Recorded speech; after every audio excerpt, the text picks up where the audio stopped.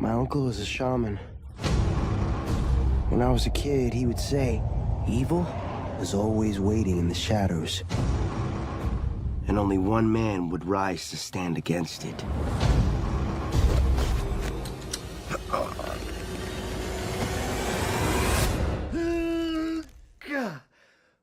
Yeah, looking good. Looking sweet. What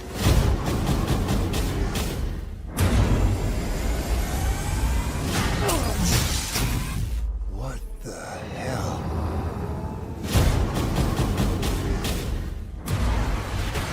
Pablo, I'm gonna tell you something I've never told anyone. 30 years ago, my friends and I spent the night at a cabin. We found the Necronomicon Ex Mortis, the Book of the Dead. Certain passages were recited. It awoke something in the woods. Something evil.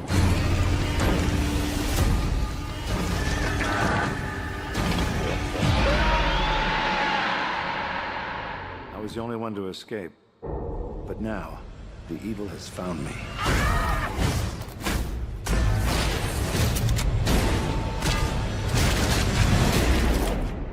First thing I gotta do is see a guy about a book. There must be some spell I can say to undo all this. The other first thing I gotta do is some cardio, because my heart is jackhammering like a quarterback on prom night. Here's the plan. We bust in there, fight through the carnage, let the boomstick do the talking. Things get hairy, use your bottle. I don't think it's a very good weapon, Jefe. You had to stab like 50 times.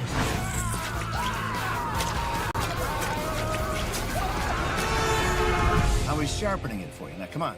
You ready? I'm ready.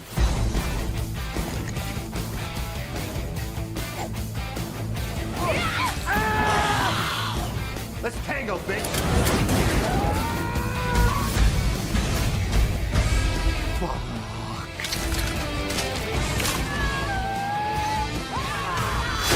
Who the hell are you? I'm your new best friend.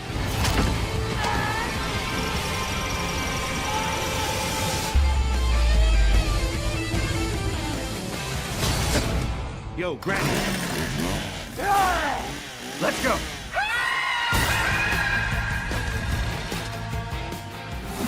I'm not a grief counselor, but if it's any consolation, you're kind of like a young me. That ice ruined your life, and you're hot as hell. You know they were Jewish, right? I did not. Wish you could have said something before I made those dumb crosses, but... okay.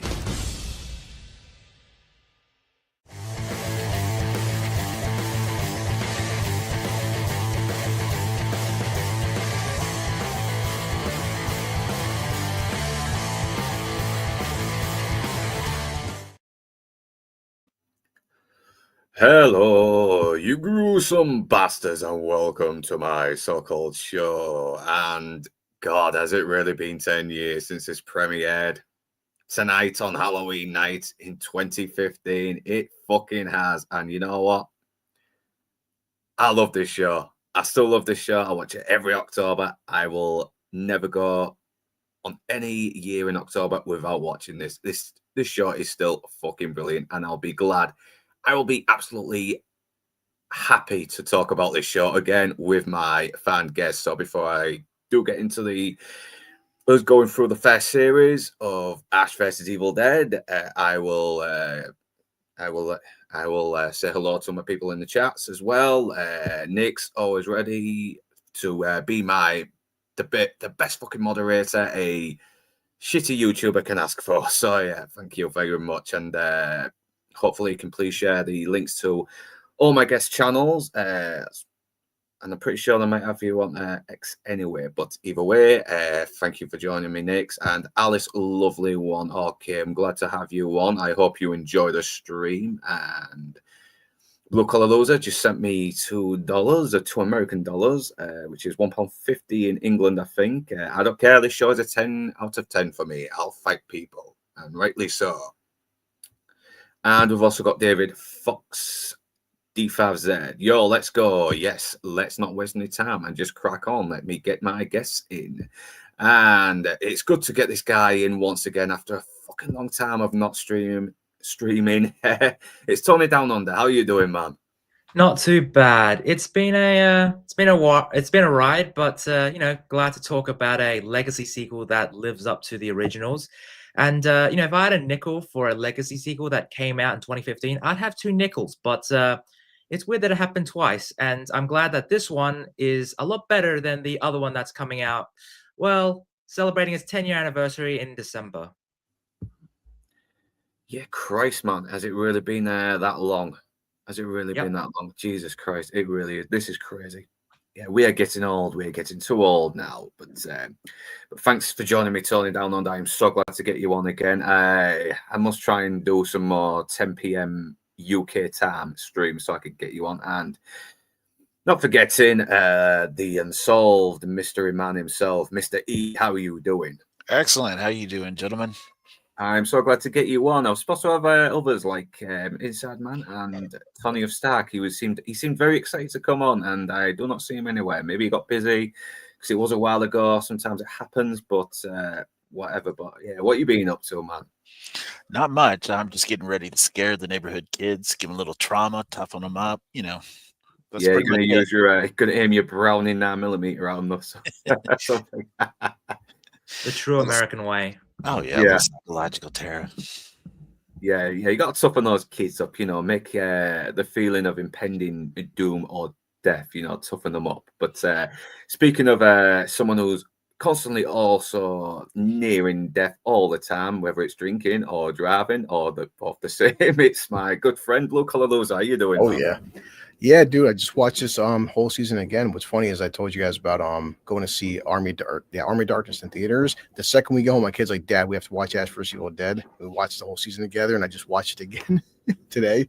Yeah, I love that film, but I always am a bit disappointed it wasn't gorier because when you get the other Evil Dead movies, they're very gory, but the third one, it's kind of you get one little gory moment, and that's mostly it. The rest is just slapstick. But Yeah, I always felt like you're definitely watching out here with Sam Raimi and Robert Taper. I think a lot of it was studio interference.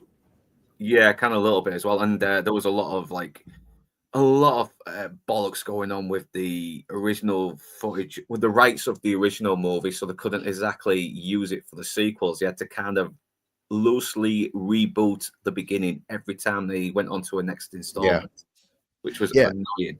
And even like when you're watching season 1 Ash vs. Evil Dead, you notice that they show footage from Evil Dead 1 and 2. They can't show Army of Darkness footage in Ash vs. Evil Dead. They did show a bit of it in the beginning. If I recall correctly, there was a scene where there's a flashback where Ash is about to chop off his hand, and I was like, "Isn't that the scene from Army of Darkness?" Yeah, the recreated scene. I thought it was Evil Dead. I'll check it for you guys on because they kind of recreate the scene a little bit, don't they?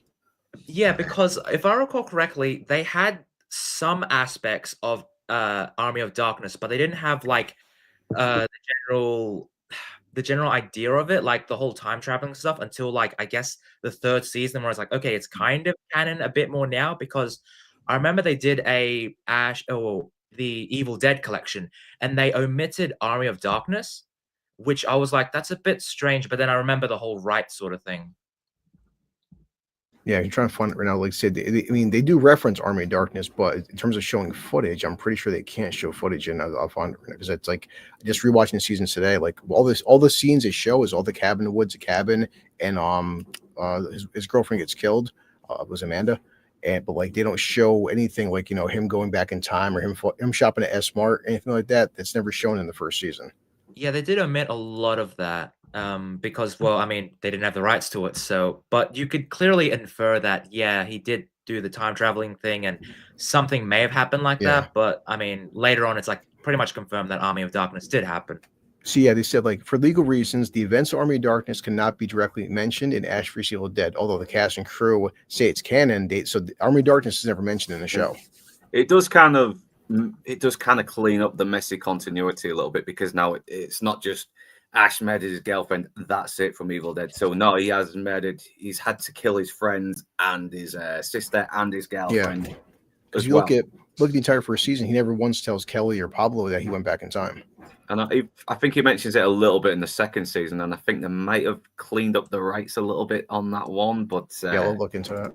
But we will get into that when we do season 2, and we will do season 2 because that is totally shove a guy's head up a dead person's ass kind of sick. But yeah, we've got Yeah. yeah. So when you first saw Ash versus Evil Dead, I mean, what did you think of it when you first saw it? Did you kind of have to warm up to it a little bit? There was still a few times where I thought the makeup could have done with being a little bit more horrific, like in Evil Dead 2, but it was pretty good to see Ash sort of back and see that he's not really wizened up as he's gotten older. He's still kind of a bit of a bonehead, but you still love him because Bruce Campbell just has this natural on-screen charm, and he pulls it off so well. He's got the leading man energy. He has, yeah, and he's not a typical leading man. He's an arsehole. He's kind of an arsehole and irresponsible, but he does sell it as well, and he does redeem himself when he sees just how badly it's affecting other people. But we will get into that episode. We will get a bit more further into the series, and I think we will just start jumping straight into the first episode now. With let me get my notes up, and I will share the screen for everyone. Give me a second. Hoping I don't get bloody flagged from getting the trailer up as well, because you know what YouTube's like. So yeah, as we go to the first episode with El Jefe, Ash is just this loser. He's basically put on a load of weight now. I mean, I like how the beginning sort of starts. He's like he's strapping something in, looking like he's ready to go out and kill some deadites, but really he's just attaching a fucking girdle, isn't he? And he's to hide his bloody old man podge. He's pulling women at half his age, by using the old, I lost his hand by helping a kid out of a car, and they're kind of falling for it. I mean, even when he walks into the bar and throws the dart without looking, trying to look all cool, he fucking misses. I mean, that shows everything about Ash straight away with no dialogue whatsoever. But then the girl he's shagging turns into a deadeye, and it kind of puts him off his stride. But she turns back to normal, and he's thinking, okay, I'll give her, I'll finish off before she turns into a deadeye again, before heading back to his trailer. And that's when he realizes it was his fault. He apparently he got stoned with some chick.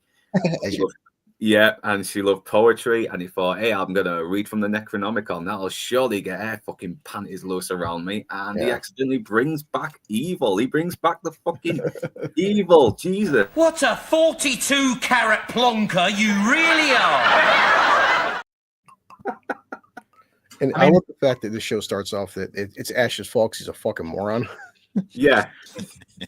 It kind of makes it worse in the fucking third movie, doesn't it, by not seeing the N-word?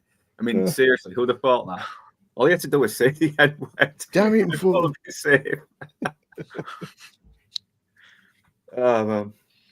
But yeah, so basically he calls a guy about a book, and arranges a meeting, and he also exploits his kindly old neighbor as well by saying, I just need to do a few things, like clean up the toilet, get everything, really get in there. He gives a fucking glove to her and everything. I'm like, what the hell, man? Yeah. She's a sweet old lady as well, and she's really okay to help as well. It's like she's willing to do the worst fucking jobs he does not want to do. And I'm like, you're an asshole, but you still love it. We see episode 1 is directed by Sam Raimi. And just that, it was. Yeah, you can definitely see it as well. Definitely. Frantic, yeah. Well, we get into the first 5 minutes. I mean, Ash, characters like Ash can't evolve. We don't want him to evolve. He's the same moron he's been for the past 40 years, and I'm fine with that. Yeah, but it's not totally selfish. He does start to, when he starts growing a little bit friendlier with Pablo and Kelly later on, he does sort of like show that, he is responsible, and he isn't totally selfish, and he does have empathy, and he is human. So yeah, he goes to his workplace to try and get his pay early, so it's just, and his boss is not falling for it. It's obviously something he's done for a long time. And once again, exposition on this character and how he's lived his life since the American version of Army of Darkness, where Ash got the happy ending. As if this was canon to our ending, he would have been in the fucking apocalypse, because when he was told to drink after 3 drops, he misses 1 drop when he hears a noise and gets the 4th drop, and he's asleep for too long, and the world has already ended. But this is not. This is apparently not the case here. This is more continuing on from the happy ending. I mean, we'll get the apocalypse ending a little later on. It's just it takes a bit. I know, and we never fucking get a fourth series as well, because that would have been so cool. That would have been so cool. But, yeah, because I remember they announced there was going to be an animated series that is going to continue on from Ash vs. Evil Dead, but apparently that's no longer going to be a continuation. It's going to be its own animated series, I believe. So I'm like, damn, that sucks. I know. I mean, they're making all these fucking Evil Dead sequels without Ash, and it's like, we want to see what happens after season 3 of Ash versus Evil Dead. That's what I want to see. But I'm still kind of happy with the third series, because it kind of comes full circle. But we'll get into that anyway. I'm kind of jumping in way too early. There's a lot to get to in this season. Yeah. Sadly, it doesn't work, but we do meet Pablo.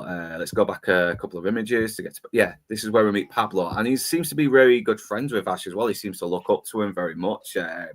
He seems to be like he seems to be a guy who hasn't really had many friends, but he's got this real cool guy who's willing to sort of like hang out with him and speak to him. But and he's a very likable character. He's a bit of a simp. He's a bit of a dweeb, but he's still kind of likable. And what are your thoughts on Pablo? Anyone? Sorry. Well, honestly, he reminds me of Sancho from Don Quixote. He's always at his side. He's always there to. I mean, sometimes he sees the reality of it where Ash doesn't, and it's kind of like his squire in a lot of ways.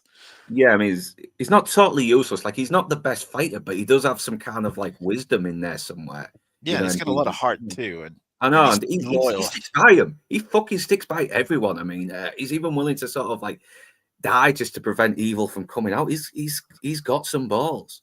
I would say he's the heart of the show. Like, Ash is your typical lead, but like he's very much the heart of the show, and he is very much a make or break character. Like, he could have easily been terribly well written, annoying, and you just want to see him dead, but the actor really brings a lot of charm to the role, and the writing is really good. Like, again, Ash vs. Evil Dead is like, like you said, blue collar loser. It's like a 10 out of 10 show. It's fantastic. Yeah. Oh, definitely. The thing is, and if you go watch the Evil Dead franchise, there's these 10 episodes. There's so many Easter eggs and callbacks to things like the grandmother. But this is definitely Sam Raimi, Rob Taper, and Lucy Law. There's so much. This is fan service done right, and I would always say to Luke and anybody is that for so many years people wanted Evil Dead 4. This is better than Evil Dead 4 because that's an hour and a half movie. We get 10 episodes. Yeah, we get a bit more, don't we? And we meet Kelly as well later on, and he tries to sort of like he tries to try it on with her, but she's not falling for it. And I just love how he makes a little compliment saying, "Hey, I got to thank your mother for your looks." And she's like, "My mother died in an accident." And he's like, "Well, you're a bit of a buzzkill, aren't you?" And also his ego. He's like, "I know you're thinking about." Yeah. He's like, "You never could have had me." And look at her, but you can't blame him though. She's and she actually seems like a fucking good laugh in real life as well. I mean, have you seen? Yeah. She does like these impressions as well. I've seen her Amy Winehouse impression. She is funny as hell. Yeah, it's a shame I'm not seeing her in anything else at the moment. I mean, she's probably in something a bit more obscure, but but it's obviously she strikes him down, and she also shows that she's pretty tough as well. She's ballsy, she's got an attitude, but she's no Mary Sue as well. I mean, she kind of has every right to be a little bit skeptical of Ash and think he's a dickhead because he is coming across like a dickhead. I mean, he never grew up. I mean, you think about the trauma he endured initially. Yeah. He's still the college kid he was back in 1981. Oh, he's 100%. He's still locked in the 80s. Yeah, I know. But weirder shit starts happening when one of the dolls comes to life and starts attacking him, and you got the whole Bruce Campbell going, something small is attacking me, and I'm screaming. Only the way Bruce Campbell can do it, so a doll's kicking his ass. Yeah. And I think she was voiced by one of the women that did the promotional materials in the other Evil Dead movies. I mean, like, because you got that poster of Ash with this woman who's not in any of the movies, but she's on the poster, and I think she does the voice of one of the dolls.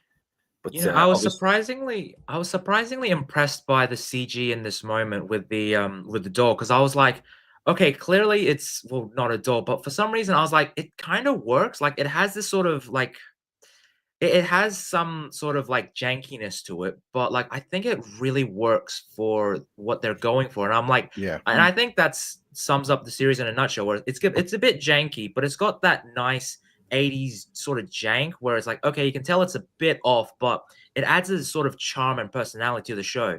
Mm. Yeah, And no, this- it's the very way funny. they- Yeah, and Pablo actually saves him as well. He uses a shovel, which is and it's just in time, and things get even. I'm just on my notes, all right. Mm. And this is where Ash tells him about the evil that's been unleashed, and he talks about what he did in the past with the cabin, and it's definitely shows that we've all the continuity is now being sort of cleaned up now. So the first and two movies are canon. The third one maybe a little bit canon, but it's not totally touched on just yet. And we also learned that Pablo has an uncle who's like a witch doctor, and he mentions something about someone El Jefe, and that man can stand up to evil, and Ash may be it. But Ash is very skeptical because he doesn't want to do it anymore. He's done it before. He's probably still traumatized by the whole thing, and he wants to get the fuck out of there. Yeah, as far as a witch doctor, you mean Brujo? Yeah, a Brujo. Yeah. El Jefe is like the hero. That's the main guy. I'm not very good with witch doctor culture. So Pablo witnesses Kelly getting a call from her dad who claims someone the mysterious is at the door, and it's a dead mother. So Pablo decides to take her to her dad's, despite his manager's protest. But he ends up taking her to Ash's trailer, telling her he may be the one to help. So they meet Ash, who is still determined to shrug his responsibility. But then the unseen demon from the other film finds him, and his neighbor, one of the neighbors who was seen giving him shit earlier, tries to grab him, tries to grab Kelly. Pablo tries to stop him. Yep, and Ash severs his arm with an axe. The trailer gets shaken, and Ash decides to take action. Possessed, and the old lady, the possessed neighbor, tries to kill him, but Ash blows him away with a shotgun. Kelly starts to see there's more to him than she thought because he whips off her fucking belt. She actually does start to get a little bit of the hots for him there and all, which I thought was cool. Yeah. And we'll get on to Fisher as well because she's kind of come across evil in some abandoned house. It's been reported, and it's the chick that fucking Ash was trying to get his pants into, and she ends up getting possessed, and she kills her partner by impaling him on some stag, which will definitely not happen to her later on in the series. Funnily enough, and the partner ends up being possessed, so she has to kill him, and the partner is actually kind of creepy when he starts laughing at her as well, and. Yeah, Luke, that scene was about 2 or 3 stills back. One thing I like about this show is that, like, the Army of Darkness didn't add too much to the horror. When her partner dies and she first looks over to her partner and it's like the way the light is just gone and he starts giggling this creepy laugh and he goes, yes, I want you. He's like, I want you to die. And it's got that horror right there. Yeah, scene. And that's proper horror. Like he's got that maniacal fucking cackle and the makeup job right there. Like that, there's no comedy. This is a pure fucking horror film.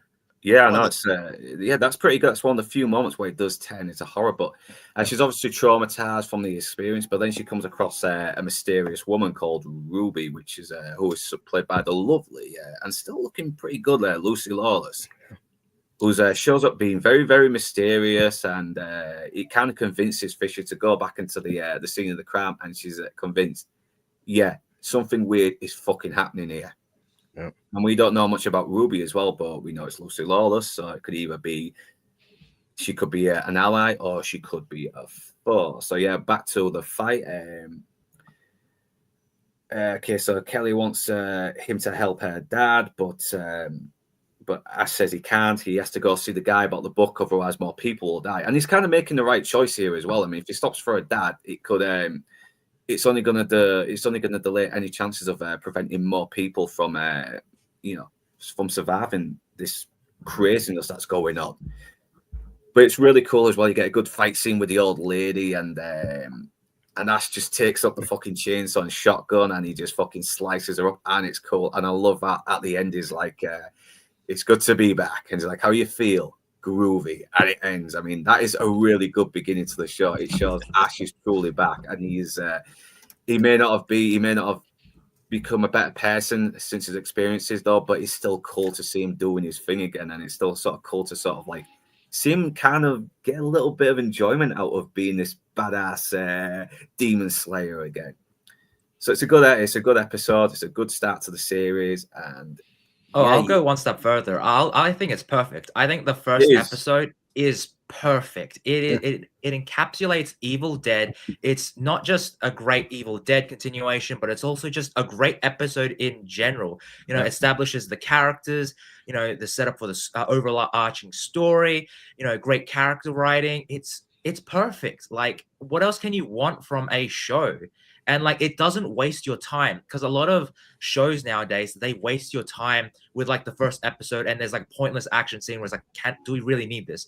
But this, it builds and builds and builds, and then when we get the final, big sort of fight at the end, it's like, oh, chef's kiss, perfect.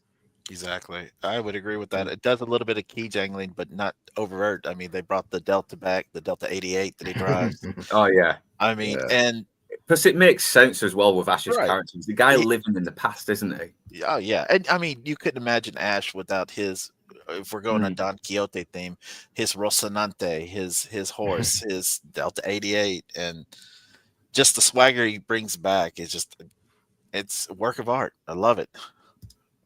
I know it's good, and I like Fisher as well. It's kind of a shame he gets killed off in the final episode, because I was kind of liking a little bit of the chemistry they had, but we'll get to those episodes later on, because now we're on to episode 2. Let's get into that one. Well, also for like in episode 1, when Ash does a slow motion jump in midair and catch the chainsaw, it's purposely like, it's like cheesy bad, but also that's the Evil Dead. If you watch the franchise, the slow motion bullshit, like over the top action. It's like, you can sort of like suspend your belief as well, because that's the kind of show we're getting here at the moment as well. And so this is mostly sorry.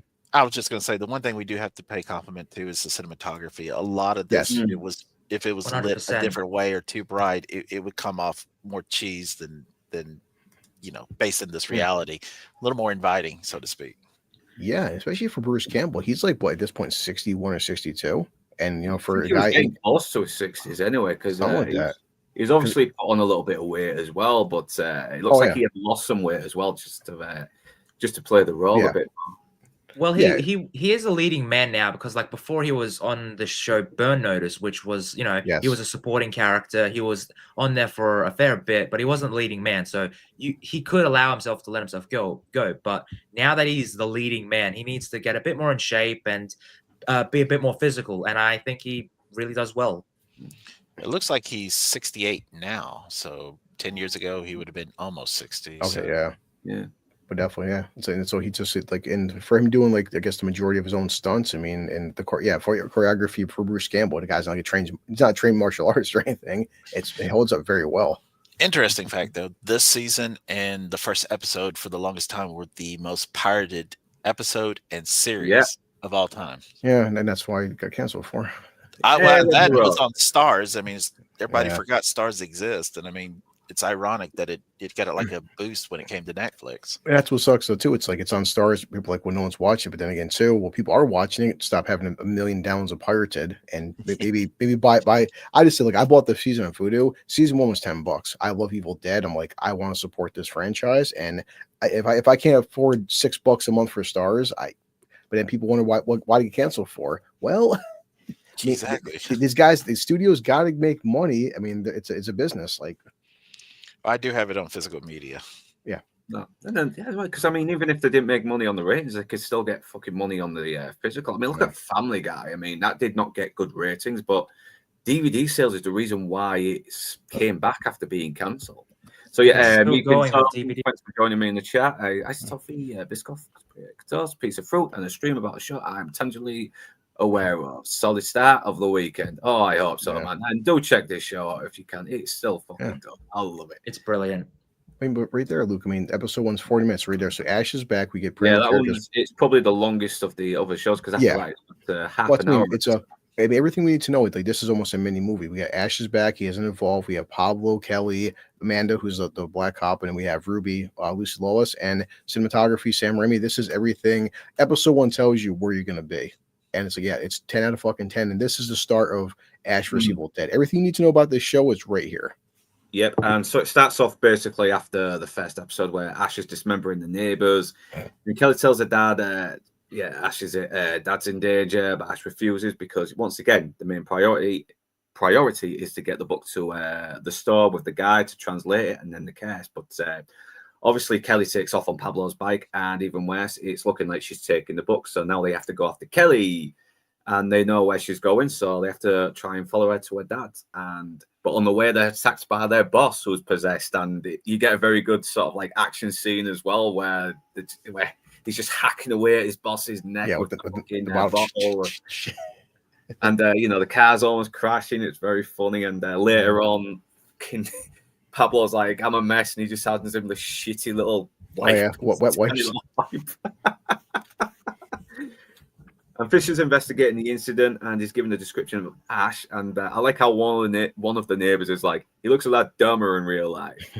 So, yeah, I love the artist's rendition of like how they overtop Bruce Campbell's chin is. They make his chin bigger and like more. Yeah, no, and the neighbors do not fucking like Ashy, but it's like he said some bad shit about my wife, and they even mentioned about him chanting some voodoo shit with some blonde chick with a tattoo, and she recognizes who it is, so she's now got a connection. And she also finds a car scene in Books from Beyond, so it's a clue to where it's heading. Ash and Pablo head to Kelly's dad's house, armed with a chainsaw and a shitty broken bottle, which always makes me laugh when they pop through the door and he's holding that fucking thing. But where am I? Oh, I lost my thought because I've lost where I am because I'm having such a fucking good time. What's every time Ash talks to even Pablo is just like he's like, well, yeah, was it the boss there? His head gets decapitated, do one-liner. Bruce Campbell, every episode's got at least 10 one-liners. Oh yeah. He's full of good one-liners. So yeah, everything looks okay. The mum seems to be all right, but if you notice somewhere, I think like 10 minutes in, a fly lands on her face just to hint that no, she's a deadite.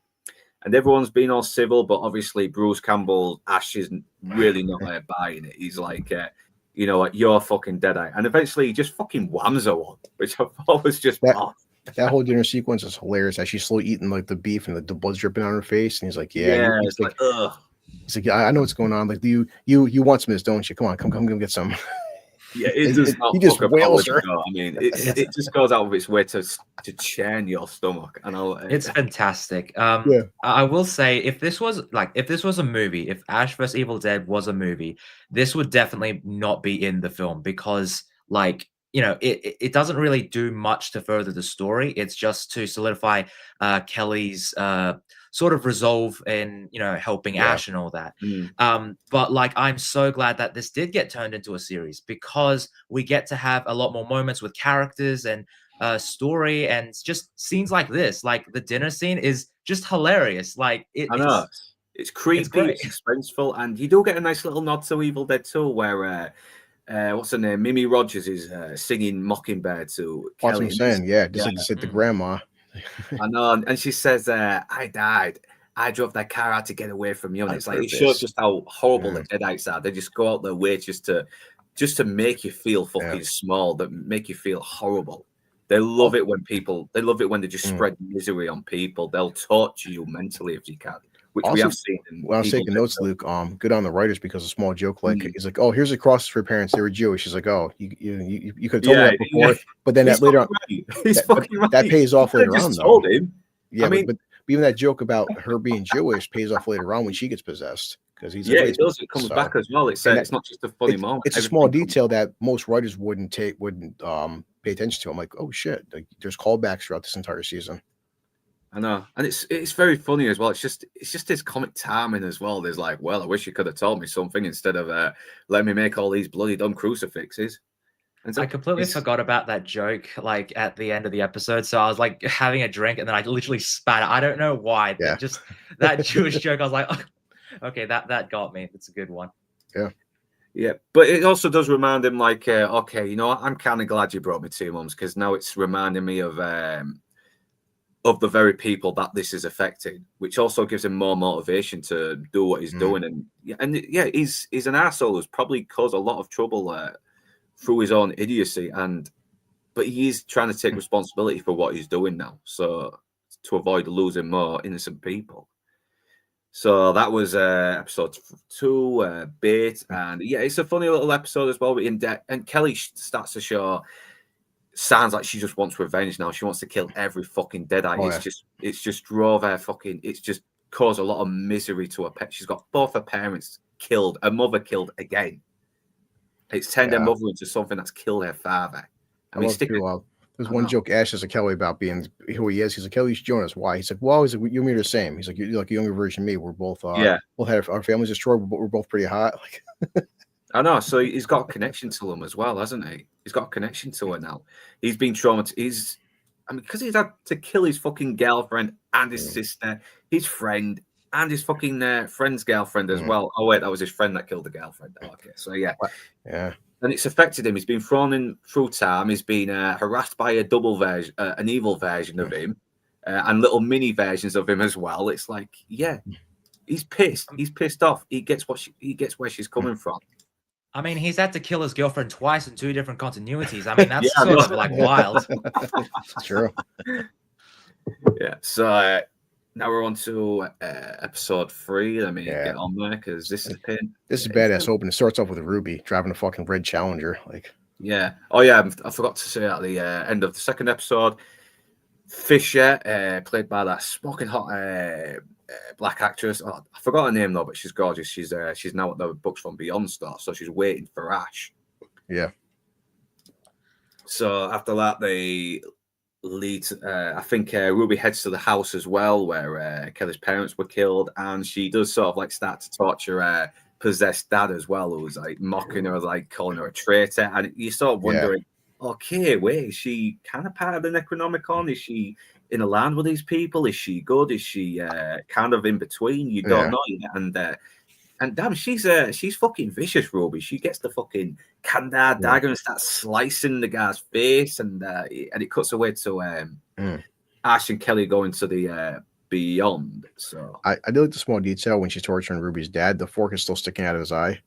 Yeah, I know. That's pretty. Yeah, she starts flinging on the fucking fork as well. That's what we're saying. Like right now, because Ruby, we're not sure what she is at this point in the show, but obviously, like Ash just kills deadites. That's it. Like she's actually enjoying torturing these things, and she's not afraid of deadites. You're like, what the fuck is Ruby? There's something. She's got a backstory we're not yet aware of.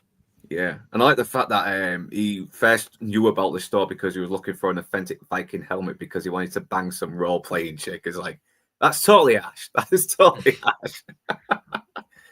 And once again, he's very funny as well, but he's also very sort of skeptical about having Pablo and Kelly sort of join him a little bit as well because he's, because he doesn't want to get more people killed. And he doesn't want to get one of his friends killed either, which I thought was really sweet.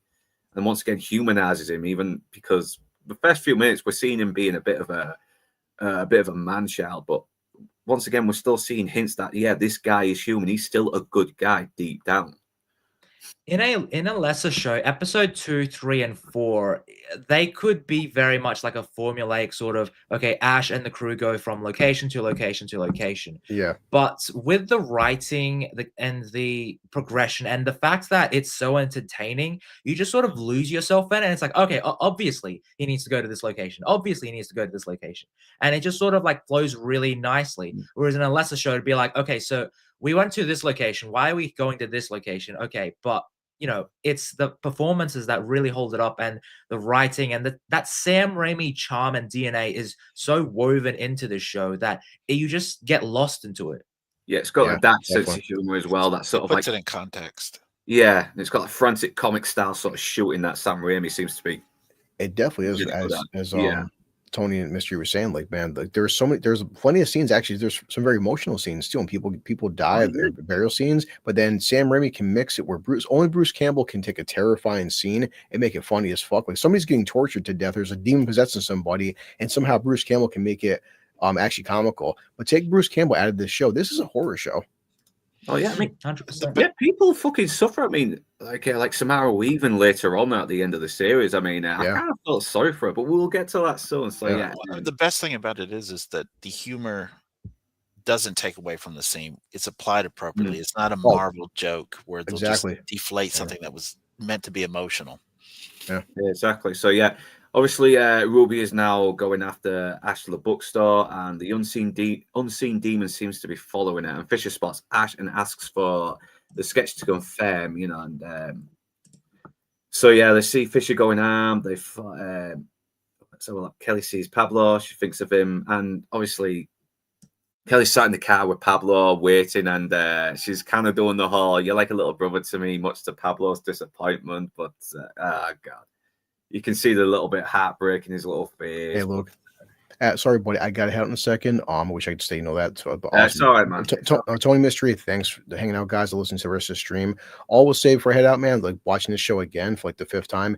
I think honestly, Kelly has the best character arc the entire series because watching episode one, watching the finale, she's got a great character arc and she doesn't overpower Ash. She's not a girl boss. She's a developed badass character. The episode where she's smoking fucking weed with Pablo with the shotgun, this woman is so sexy, but she can also do very physical humor and has no problem getting into the gore of the franchise. And yeah, I mean, season 1, 10 out of fucking 10. It's the best Evil Dead 4 we ever got. Everybody knew the assignment, and yes, it sucks we couldn't get season 4, but you know what? You can watch these 3 seasons back to back to back, and if this is the end of Bruce Campbell being Ash, fine. But I mean, I want to get one more. But hey, this is the perfect Evil Dead 4 we ever could have gotten. I could watch this show on fucking repeat. It's so good. Yeah, it's like, come on, man, give us an Ash vs Evil Dead movie, just an epilogue. Come on. He did say, Bruce Campbell officially said, even at 7 years old, he goes, I'll come back for one more film. The stipulation is Sam Raimi's got to direct it, which is fine. So Sam Raimi, it's up to Sam Raimi to make Evil Dead 4. He's like, I'm done with TV shows. I'll come back for one final film as Ash if Sam's directed, because the guy is pushing 70. At 70, even these stunts right here, seeing a 70-year-old Ash, it's going to start looking to a point where him wielding the shotgun chainsaw, it's not going to be fun anymore. You know, it's, which I get. He's like, guys, I'm old. I've been doing this character since the fucking 80s. What are you talking about, man? You know, we've got Indiana Jones, man. That worked swimmingly twice. Yeah. But no, so I'll catch you to play, guys. Thank you so much. Because I'm checking out this movie with Nia called The Ritual, and it's a pretty good Halloween film, guys, on Netflix. Highly recommend checking out The Ritual. It's a very good UK film, which I never heard of. Heard about that. I'll give that a go. It's pure UK, guys. I think you guys, you're all across the pond. You'd like it. I'll give it a go. All right. So yeah, so I'll do. Hold on. Yeah. So following on from the story. Okay. So Kelly sees Fisher going in armed. They follow her. They knock her out. Ash reassures everyone they can still proceed with the mission. But Guy tells them about the book. It's a passageway to evil, and the only way to kill it is within him. But Ash is not really sure about it. Pablo accidentally gives Ash the idea to summoning a demon to help them find out how to get rid of it. So they suggest the weakest demon, and it's like this really gross-looking gummy bastard. And God, it's like very vicious as well. It kind of messes up your mind, everything, and it's just gross to look at. I mean, it's like you can sort of, it kind of looks like its skin is just tearing through its fucking muscles, everything. Let me try and look for it. It kind of reminds me of like a Cenobite from like the Hellraiser movies. I don't know. It's just got that sort of look where it's like, yeah, I could totally see this like being in a Hellraiser movie. One of the good ones, obviously. Oh yeah, I mean it is horrible to look at. I mean, for a weak demon, it's kind of it's pretty violent. I mean, even Ash was like saying, "Well, you may need to update your profile picture because once again, the one line is everything really good." But of course, Ash is like, "Okay, let's summon a demon to fix our problems." It's like, did you like not like? Did you not realize this all started because you pretty much summoned demons at the beginning? Yeah, I mean, he pretty much just misinterpreted what Pablo was saying. Pablo was like, "I wish we could just summon up an answer," and he was like, "Yeah, that means we could get a demon out, maybe." And he did ask for a weak demon, the weakest demon. So hopefully, but yeah, it's like even the weakest demon is still a fucking threat. So sure, but the consequences of the next episode is purely on him again. Yeah, I know. So obviously, Fisher is kind of like trying to get Kelly as well to convince that Ash may not be the best guy about it as well, but obviously things go wrong as Ash is warned not to leave the circle. But when the demon, I call it a gummy demon anyway, because that's what it looks like. It's got exposed gums and everything, and it goes wrong. And he tells Book Guy to send it back, but Book Guy fumbles. The demon starts torturing Ash, but Fisher shoots it. It disappears and reappears, knocking her out. So Ash is trying to take it on, but it's fast, and Book Guy gets glassed to death. So the demon tries to kill Ash. Pablo saves him, only for them both held for the demon to kill him. Kelly uses the book to kill the monster. It goes up in smoke, and it knocks her back. And it definitely did not possess her. Ash helps up Fisher But before he explains, she cuffs his wooden hand, which he ends up disassembling. So he cuffs somewhere on one of those shelves, and he leaves. Pablo suggests going to see his witch doctor uncle. Ash is very skeptical of having Pablo and Kelly around as it endangers them, realizes he may need them also, because after what happened, they did save his life. So Fisher is left cuffed to a shelf, but Buck Guy is possessed, and I'm like, Ash, you do realize you could have cuffed this someone else, somewhere else where Buck Guy won't come back and try to kill her. But it's an all right episode. It's like not the best one, but it does progress the story a little bit. I think the next couple is a little bit better. Yeah, I would say episode 4 and 5 are definitely a step up from 2 and 3 in terms of like expanding on the overall story. Like probably 4 is the weirdest one. I mean, we'll get into it, but yeah, that's a wild trip for Ash. Yeah, no, I mean, I don't like the fact that the guy's trying to do his job reading from the book to help him, and he's like, "Hey, listen, I'm hearing a lot of happening, but not a lot of happening." So yeah, because Ash is once again he's like a blunt instrument, isn't He certainly is. he? Yeah. So now we're on the fourth one, Brujo, where they meet Pablo's uncle, and he's kind of this witch doctor as well, and he seems to have and him and Pablo seem to have had a bit of a funny relationship as well. Like he's kind of mad that Pablo didn't indulge in his witch doctor activities and kind of abandoned him. But also Kelly's not feeling too well. Also, she's puking. She's looking like she's got a bit of a headache. She might have had a concussion, but obviously that's not the case. And obviously, he almost gets stalked by the unseen demon again, and he's like bashing the radio in because he's still got 12 payments to make on the bastard. So. What I also like with Kelly's character also is that if you've seen the Evil Dead movies, then you know that someone's possessed, Ash is usually going to kill them. So there is a nice little tension with Kelly where it's like, okay, so what's the deal with her? Like, is Ash going to kill her like later on in the show, or is it going to be like, is she going to be a part of the crew and all that? So there is a nice bit of tension where it's like, oh shit. I'm really starting to like this character, but I could totally see Ash killing her and all that. Yeah, no, because like he's going to make the hardest choices as well, because it's Evil Dead, mate. They make you fucking do shit you don't want to do or have to do.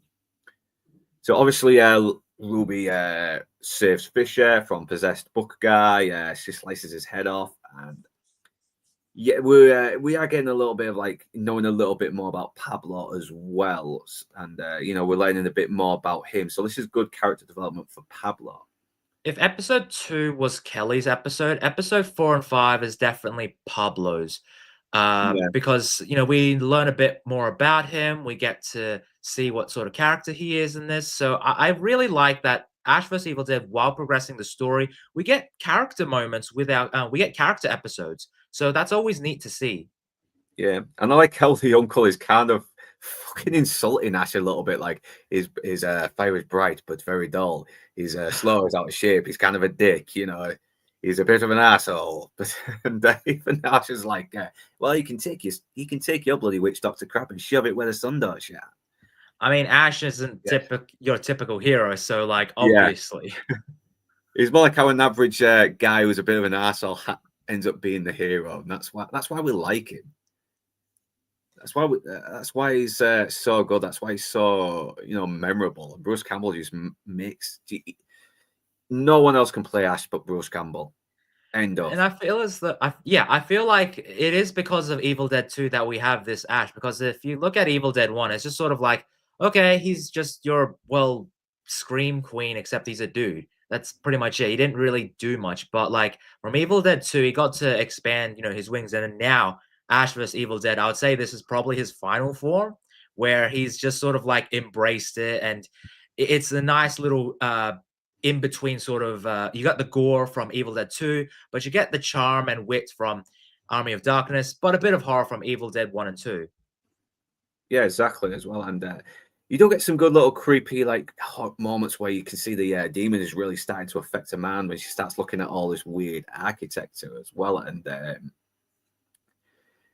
But Pablo does eventually convince his uncle to help Ash, and so Uncle has to get a load of like potions and drugs ready, herbs and all that shit. And Pablo and Kelly are back in the trailer, and Pablo decides to make Ash a new mechanical hand. And obviously, we cut to Fisher again, making calls for any amputees in the area, and Ruby reveals Ash's possessed hand, and it's starting to point again. So it's going to lead them to where Ash is. Ash takes the medicine, and Uncle blows the smoke in his face, and he starts tripping balls. He wakes up in the grave with like his eyeballs shut and everything. He's got these weird people sort of surrounding him, and it's like he starts to come to this conclusion. He starts also getting flashbacks of the Playboy mags and all that stuff. It's great. I would say this episode is definitely like the whole tripping acid sort of thing. It's very much a make or break for the episode, where it's like if you're with it, then it's a hell of a ride and you love it. But like if you're not with it, it's like it could easily like take you out of it, especially the moments where clearly the CG is just there. It looks you could tell it's bad, but like if you're with it and you're laughing with it, it works perfectly. I mean, it's done in a very typical Ash way. It's all spiritual, but it's sort of like played out with Ash's man. Like when the uncle asks him, "How have you survived this whole time?" He's like, "Well, I shoot first, and sometimes ask later, sometimes never." Yeah, that's it. Shoot first, think never, and it's like it kind of works in Ash's own stupid bonehead way. It's it's funny, but it's also kind of cool and badass. So he's back into another nicer land as well. He's starting to relax. He's in Jacksonville. He's fucking lizard. Eli is talking to him as well. That freaking lizard, man. If you got if you got a still of that lizard, that is like a wild trip. Like I could not believe what I was seeing when I saw that. I was like, holy crap, what am I watching? Because like it is like human lips on a lizard was like, wow. Yeah, this is the closest I can get to it, but it's so funny as well. I love how it's like, hey, listen, I hope you don't. Let's not talk about the other stuff I do when we're alone. It's like, no problem, man. But obviously, the lizard is not just there to be cool and have a beer with him. He's telling him that he has to get back to discovering how to stop evil. And he also gets his hand back as well, which is kind of cool. And I love how he's like, oh my God, I got my hand back. This is so awesome. And Pablo is making progress with the hand, but Kelly is feeling even more sick. And yeah, we start to see that the demon has possessed her. She offers Pablo to help, but then she kind of shocks him and rendering him unconscious. So Ash in his trip decides to relax, but his lizard tells him he has to focus. And Ash is really annoyed that he has to focus on the task at hand because it's killing his boss. It's like yeah, because he's just vibing. He's like he's just enjoying his little thing, and then all of a sudden he gets attacked, and it's like, oh crap, I gotta it's a horror film again. Yeah, and I'll give credit to MK Madeira for pronouncing his name right. He really fucking adds weight to the goofiness. He really does. I mean, he just plays it dead seriously, and he does it really well. Most of the actors do a good job playing it dead straight, while Bruce Campbell is doing the square jawed boneheadedness, for lack of a better term, because that's what I think of Ash, boneheaded badassness. Yeah, that is true. And I also didn't know I wanted this, but I didn't know I wanted to see Ash's face in a jar. Like that was again a wild trip. This episode is like got some obscure sort of because imagery where it's like, man. Yeah, the demons really starts to ruin Ash's trip, and ends up going back to the cabin, everything, and Ellie warns him to fight it, otherwise he will be trapped. And Gummy Demon starts throwing Ash into a lot of weird stuff. He gets the doll again, all that shit, and Eli reminds him again. And Ash manages to regain control and starts fighting back against Gummy Demon to reveal he's strangling Kelly in the real world. And Pablo and Uncle knock him out, and they think he's the one that's now possessed. Well, it turns out Kelly is still possessed, and this is kind of like a part one, because now we get to episode 5. Let's go back so I can get to the next episode.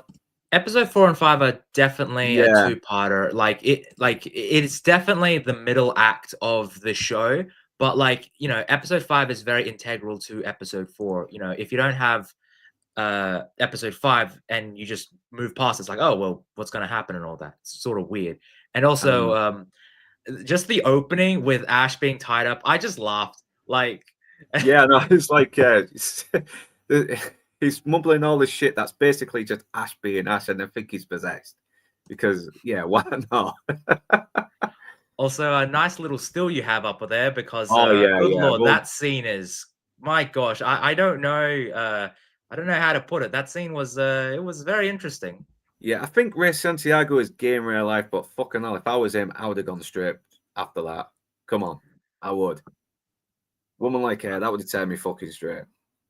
I mean, yeah, she's got a certain charm about her. Oh yeah, man. And he wants it to be true as well. He's like, I mean, we'll get to that in a minute because he's still possessed anyway, and Uncle is still trying to exorcise the demon, and which mean he might have to remove. He might have to give him some kind of remove his lobe that's festering, which will render Ash impotent because Ash has to get the shit end of the stick when it comes to having demons removed from it. It's but she is acting very strange. She's being very seductive and everything, and it's looking like she wants him to snack on her fucking taco. Yeah. I don't know whether that's a good joke or not. I want to say it is, but I'm like, oh man, I couldn't think of anything better. I was trying to think of something Mexican, but no, nothing was coming. But I mean, let's just talk about that joke, guys. That joke was it was fine Mexican, fine Mexican food. Yeah. Mr. E seems to have left us. Hope you come back, man. Are you coming back yet? Yeah, he said he's heading out. So I think we need to. I'm hoping some of the other guests I gave the link to can make it. But anyway, but it's still small stream. I don't mind it. Gives a little bit more because it does mean a little less guests to juggle about. But anyway, moving on. So and I think eventually he does end up I mean, she's smoking a bong, everything with the shotgun, and she tries to get Pablo to do it as well, and he's unaware that there's like a shotgun shell in there, which is not very safe. I mean, if anyone's smoking weed and they want to use a shotgun as a bong, make sure there's no shotgun shells in there. I cannot. Look, I've never done it. But with her, I'll consider it. Yeah, Mr. I hope you can come back soon. Anyway, anyone else I've sent the link to, you feel free to come on. Any other guests that want to come on is welcome. It's kind of a little bit more loose or a little bit more fun, and it's 10th anniversary of Ash versus Evil Dead, so why not? So yeah, where was I in my notes on the synopsis? We cut back to Ruby, who gets a little bit lazy with Fisher while they wait for the hand to point in the direction, and I'm like, okay, I'm kind of digging that, to be honest, because I'm all for Lucy Lawless getting a little bit les-like with some hot black chicks, so why not? So, but then finger does point, and Uncle does some ritual that does nothing but annoy Ash. Kelly, once again, like I said, she tries to persuade Pablo to smoke weed for Ash's shotgun, and Uncle is about to cut Ash up, but Ash tells him he's not possessed, and the shot goes off. They run to the trailer. Pablo is aiming his gun at Kelly, but he can't do it, even though Ash says that's not Kelly anymore. So they try to restrain Gummy-possessed Kelly, but accidentally blow a hole in Ash's trailer, and he's like, I just taped that off because, of course Ash would be the kind of person that repairs his trailer by fucking taping it off. Also, is it just me, or is Demon Kelly also extremely hot? I was she is. I don't know. There's something about that look. I'm like, no, you know what? You're not wrong. I think I will use that shotgun. Yeah. Oh, she can take a blow on my shotgun anytime. So, no, that's a bad joke. Really bad joke. Donna De Lorenzo, if you end up watching this, we're joking. We love you, really. We'd love to have you on a stream. I doubt you'll ever come on, but still, it's nice to have wishful thinking. So, they went to the trailer. They can't do it. Blows a hole in Ash's trailer. So, and they now have Kelly bound and gagged, which is kinky. Okay, they're not gagged, but they try everything to get the demon out of her. They use leeches, and they don't try to cut out the lobe. I'm like, wait, what? So you using leeches on Kelly, but you was gonna render Ash unconscious. And anyway, fucking hell. But she pukes and then she pisses herself, and Ash is like, well, we've all been there, but the demon is still inside Kelly. And Pablo tries to use the power of simping to give Kelly the strength to fight, but it's no use. And it's looking like they may have to kill her. So Uncle and Pablo go out, and they do kind of like reconcile as well. They kind of come to terms with their differences. So yeah, she is an underrated actress. And from Xena to Rome TV series to Ash vs Evil Dead, she's kind of at her best when she's playing evil women. I kind of like. Yeah, that is true. Yeah, she's like Xena. She's awesome. She's very convincing when when you kind of go into her past and she's a bit of a psychopath. Also, she does. Yeah, she does evil really well. So hats off to her. Yeah, do a little promotion as well. Oh, thanks, buddy. It could be Wes talking to a lizard. It could be talking to a filing cabinet. Yeah, or a laughing stag nailed to the wall. So yeah, and yeah, thank you very much, Nick. You were doing a very good job. And yeah, don't get. I know you got a little. I know you felt like you felt like he was overdoing it on the links, but listen, the more links to help my guests, whatever, I'm all for it. Anyway, it gets the channels out. It helps. So you're doing a good job, man. Because I got a fever, and the only remedy is more links. So Kelly begs Ash to kill her and to put a cross on her grave, which once again comes back to episode 2, which I thought, well, yeah, that was pretty cool. Callback. Yeah, nice callback. Kelly was Jewish, and the gummy demon just starts laughing, and he's like bashing her head against the pole and everything, making her bleed, and it enrages Ash as well. And he's like, "Fuck you!" I mean, you can tell he's pissed off at this demon. I mean, he really wants to kill it for what he's doing to his friend. But Uncle is telling Pablo they must kill Kelly, otherwise it's going to kill her slowly. And Pablo offers to be the host to sacrifice himself. You really do buy the friendship between the three by this point. Like, you know, again, like if it wasn't for these three, you know, their relationship, then I would say this show would have been entertaining, but it wouldn't have that sort of like emotional core to it. You know, it would have been fun seeing Ash going around doing his sort of thing, but because we have these two characters and they're done so well, it elevates the show from being like, you know, a typical 8 out of 10 sort of slasher with Ash's charm to like a 10 out of 10 show with great characters and a great dynamic. Yeah, agreed. I mean, they have got good chemistry, these three. I mean, because it's kind of weird because this is like 30 years after the maybe over 30 years after the first one, and we've mostly seen Ash team up with other people, but I don't think he's ever had the same kind of chemistry he's had with these characters. I like the other characters in, you know, the first movie, the first 3 movies, but somehow I just they really do come across like they've become a family as well. They really have seen the bond. They've gone through so much in such short time and connected in that short time. And well, really, Ash is very much a scaredy cat in the first one, where he was, he was very much, you know, a scared guy. In the sequel, in Evil Dead 2 and Army of Darkness, we had supporting characters, but it was very much an Ash-centric sort of thing. Whereas with Ash vs. Evil Dead, of course, we have Ash being the leading man, but the supporting characters in this are really fantastic, and they elevate Ash while also Ash, you know, he's got a bit more layer in this show. I mean, obviously, he's still his lovable goofball, but I will say that these two characters bring out the best in him, and I quite like that. I agree. I mean, you can really tell Ash is really going out of his way to really give his character a little bit more layers as well, and it does add a lot more layers. And so yeah, they got to kill Kelly. Uncle, let's have a look. He offers to be a sacrifice to himself. He convinces the demon to pull himself out of Kelly's mouth. Phrasing. Ash shoots at the demon. It grabs Uncle and tries to possess him. Ash shoots at it some more, but it disappears and reappears, throwing Uncle into an object that impales him. And we get a little shot of this mask that's been showing up occasionally throughout these last 2 episodes, and it's now crying blood. Ash remembers his shoot first, think never, and he throws his boomstick up in the air, swings the chainsaw, making Gummy Boy disappear. Then he catches the gun, aims at Gummy.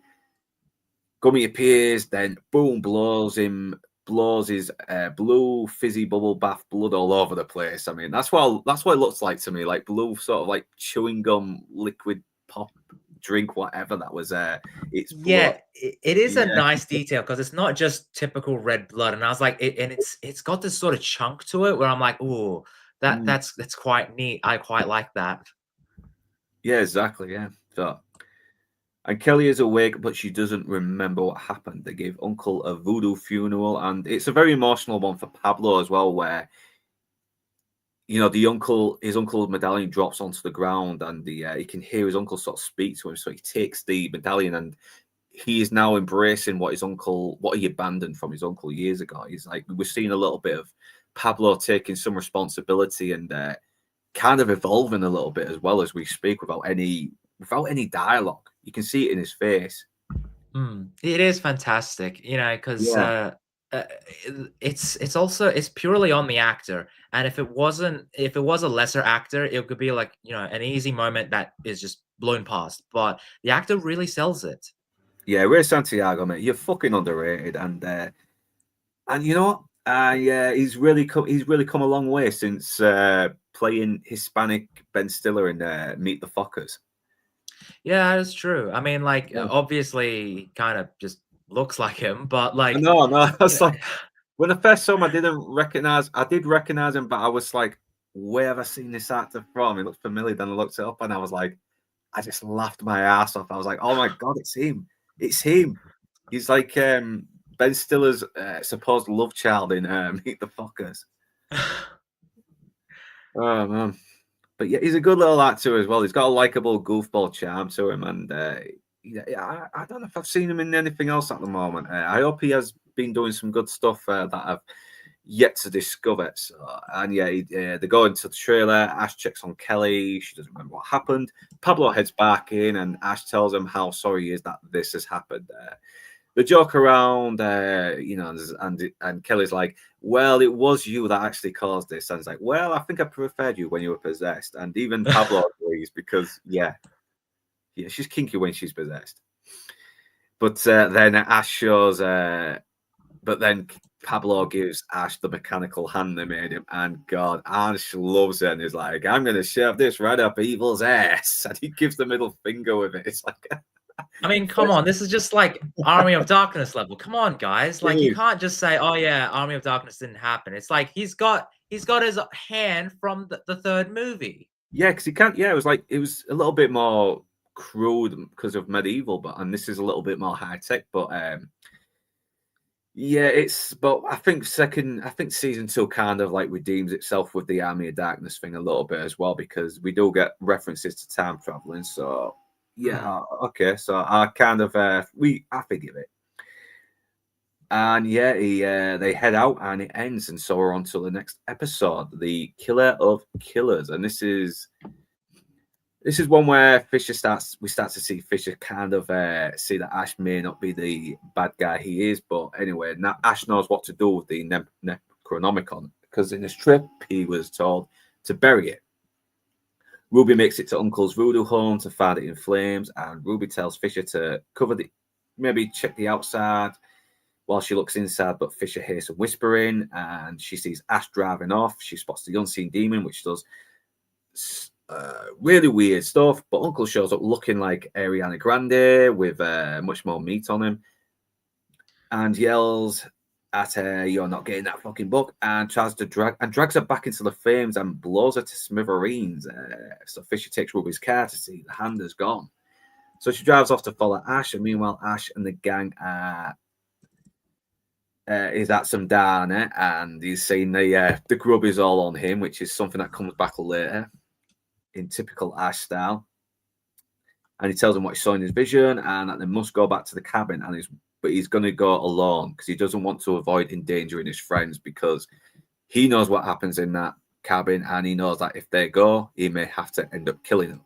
He does not want to do that. And I will say the opening of this episode with Ruby's death, supposed death, I was like, oh crap, wow, that was I know. quick. I was like, I was really shocked on my recent rewatch because I knew that she was like later on in the show, but like I was like, oh, they killed her off. Like, how do they bring her back again? And then later on, there's a reveal as to who she is and all that. But like, early on, if you're like watching this as it goes, it's like, oh, so that was a neat cameo, but what did that really accomplish? Yeah, no, because but it's a good little fake out as well, doesn't it? So, It is a great fake out, yeah. Yeah, I just got a message from Don as well. He's just thanking me for the invite. It's like, yeah, no problem, man, no problem. I'm just seeing if there's anyone who was trying to get on and I couldn't see because I'm going through different tabs here, so I do apologize. Especially, okay, man. especially with the people in the comments. Your comments are still very vital. I'll try and read as much as I can as well while we get through the episode. So yeah, and where was I? So yeah. But the thing is, his friends, they're still willing to go along with him anyway. I mean, Kelly is definitely willing to go along with him. I mean, she wants blood. She's just been possessed by demons. She's had her fucking parents, just slaughtered, and have the demon possess her mum and tell her how fucking worthless she was. It's like, yeah, I don't blame her. I don't blame her. She's kind of lost it now, and she rightfully so. Mm. So yeah, and so he does kind of consider taking up, but then a guy called Lem shows up asking Ash for some little business, and Ash obviously isn't too much of a fan of him, but okay. So we see Fisher, he's outside watching them. They're talking secret. He asks for an employee discount at S-Mart, so Ash is very skeptical because he was an alcoholic, but Lem tells him he's clean and that he's joined a militia camp and that he should pay visits. Pablo is being a bit funny with Kelly, and Kelly's thinking it's grief over losing his uncle, but Pablo tells her, it's something more than that. Yeah, and it's like, no, you tried to seduce him, and she's like, oh my god, I can't remember what happened, and what happened, and Pablo just kind of like spares her the humiliation and says, I blanked out. So yeah, and Ash returns and lets them know stop off someone. And the waitress comes in to collect the bill for the and despite saying it was his treat, is like, you guys might need to chip in. And it's like, well, you said it was going to be your treat. And it's like, I really don't remember that, but you know what? It's I'm a good such guy. an Ash thing. Yeah, it's such an Ash thing. Where it's like, hey guys, you listen, I got the tab, but could you guys like jump in and pay? Seriously, guys, I got no money to my name. I know, so he's kind of got to do the only way of avoiding the bill he can in his own Ash way by trying to fucking shag it. It's like,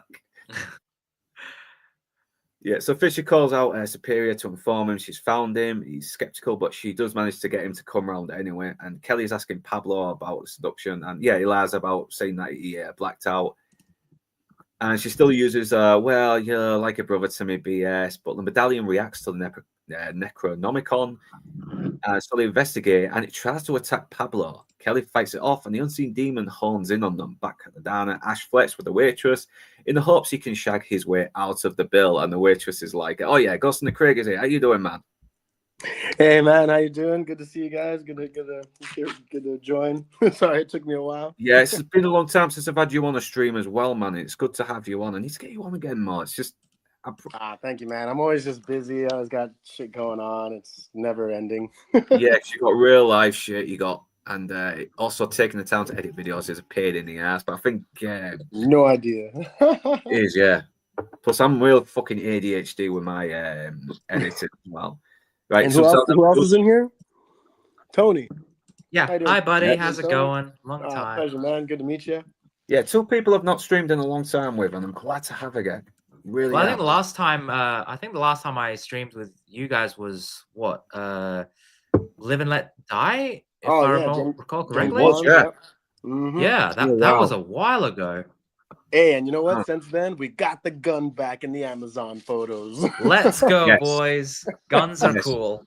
Fans fucking win every time. Fans fucking win every time. Listen to the fans. Mm-hmm. We may not always be the brightest, but fucking hell, we know what we love. And the people who make these, who is trying to cash in on these IPs, do not. But Thankfully, we're on a IP that is that could have been a typical cash-in, but is actually well done. So yeah, I'm just carrying on with the synopsis on. I think it's episode 6, Killer of Killers, anyway, but I might be wrong. So yeah, so Pablo and Kelly just Real quick, what season are you guys on right now? season This is 1. season 1. Oh, okay, still season 1. Okay. Yeah, because it's Yeah, 10th so- anniversary since it premiered. So yeah, Pablo and Kelly discuss ways of getting rid of the Necronomicon, but Kelly says something that makes Pablo realize that Kelly wants the evil around because she's vengeful. She wants the Deadites around so she can kill more out of frustration for what they've done to her family.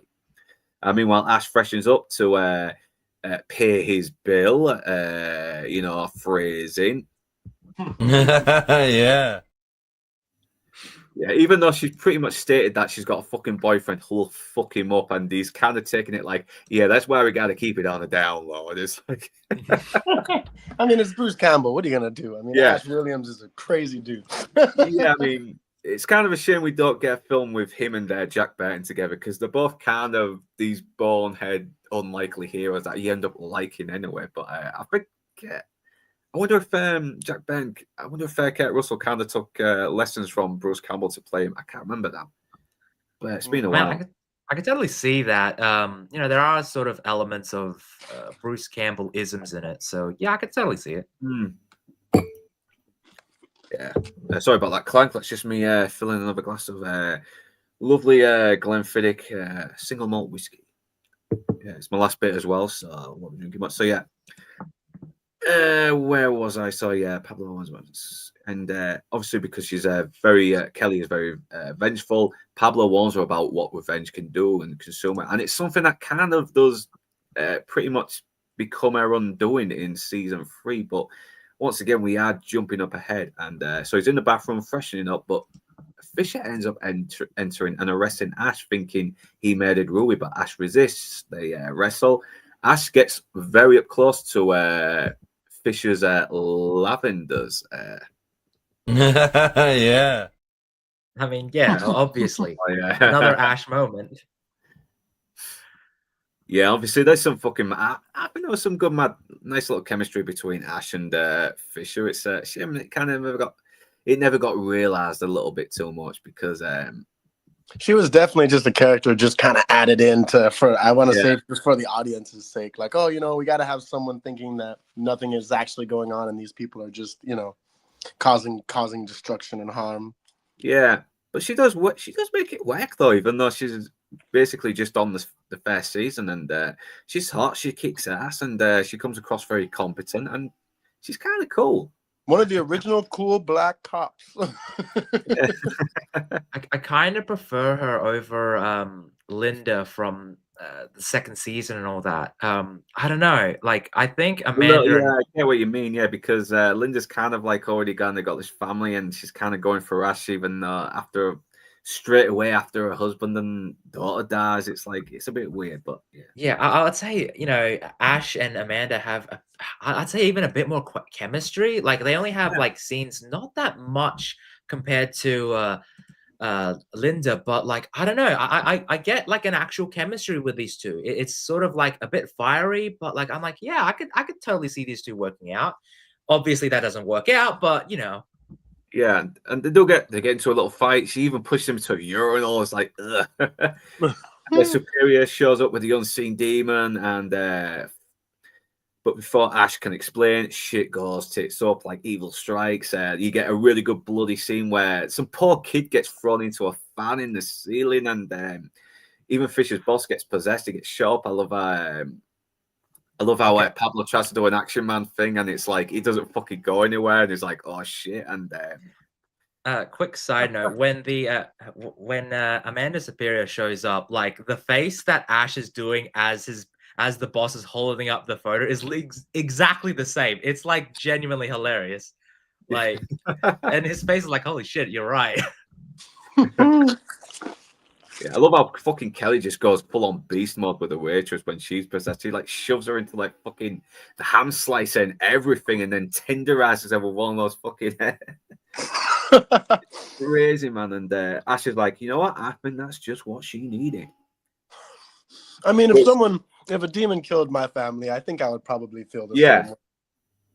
Exactly. And, so obviously after the whole thing has ended, the whole bloodshed has ended.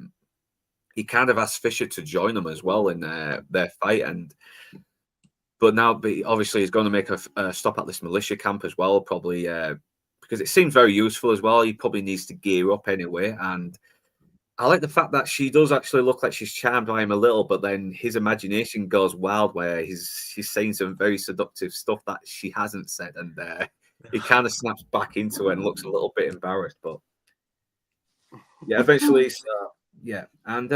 she accepts to go along with them. So end of this episode as well, Killer of Killers, and episode 6, and we're now on to episode 7, Fire in the Hall, and this is kind of a bit of a weaker episode. I mean, okay, they're bumping to Lem, who's being possessed. The militia camp is like they're kind of questioning it's the government that's doing it, all that stuff. I mean, there's not really much in the synopsis that was really worth mentioning. Okay, if I had to cut an episode, this would probably it, or at least like trim it, because like if I was like an editor for a movie, this would be like, okay, did we really need the scene where we go to the militia?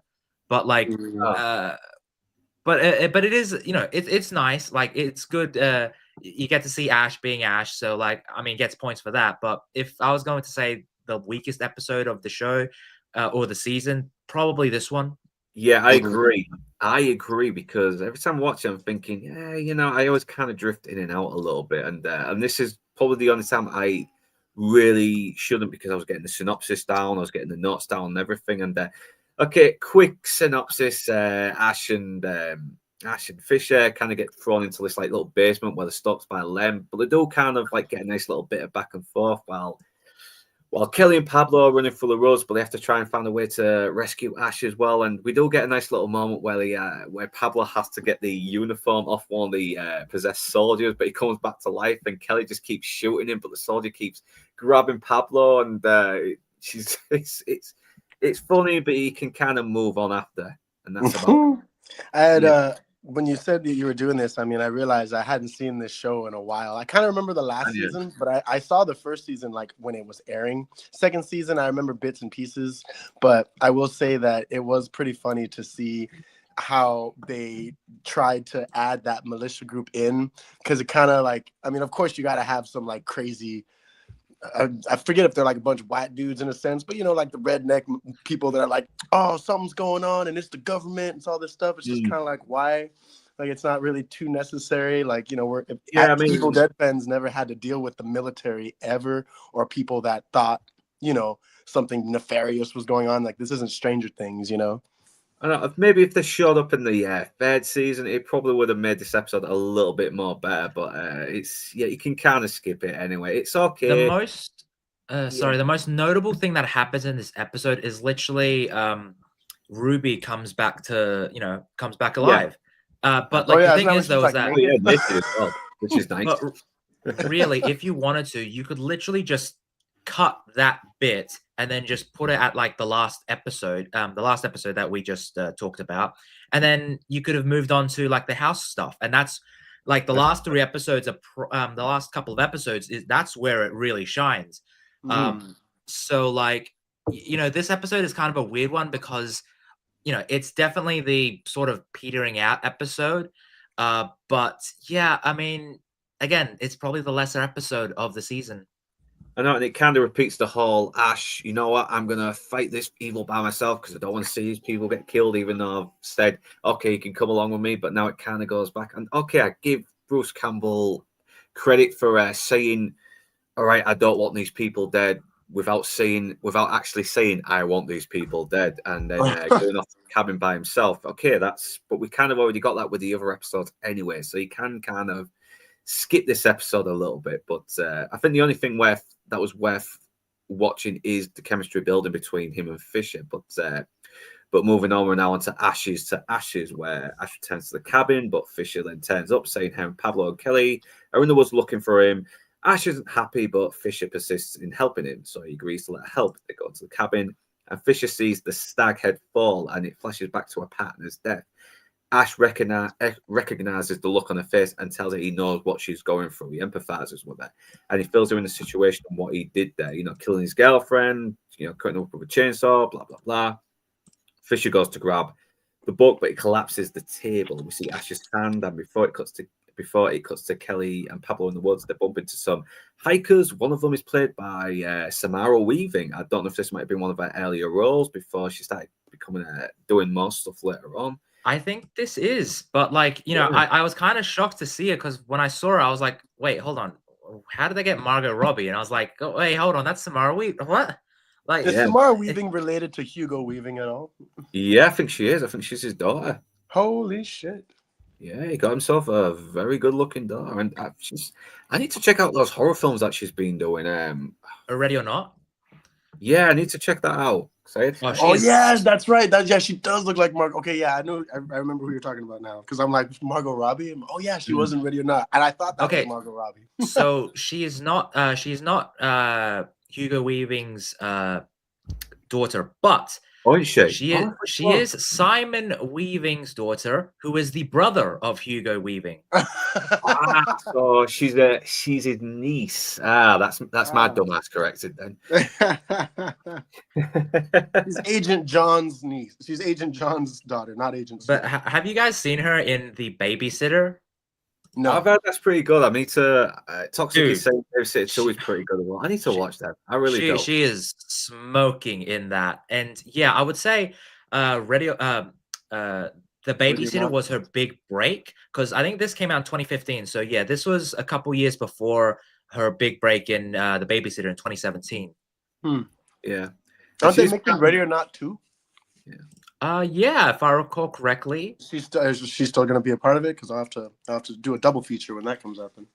Yes, Ready or Not, Here I Come. From what I gather, it's in post-production. Also, another fact, she was born in Adelaide, Australia, which is where I'm from, South Australia. That's cool.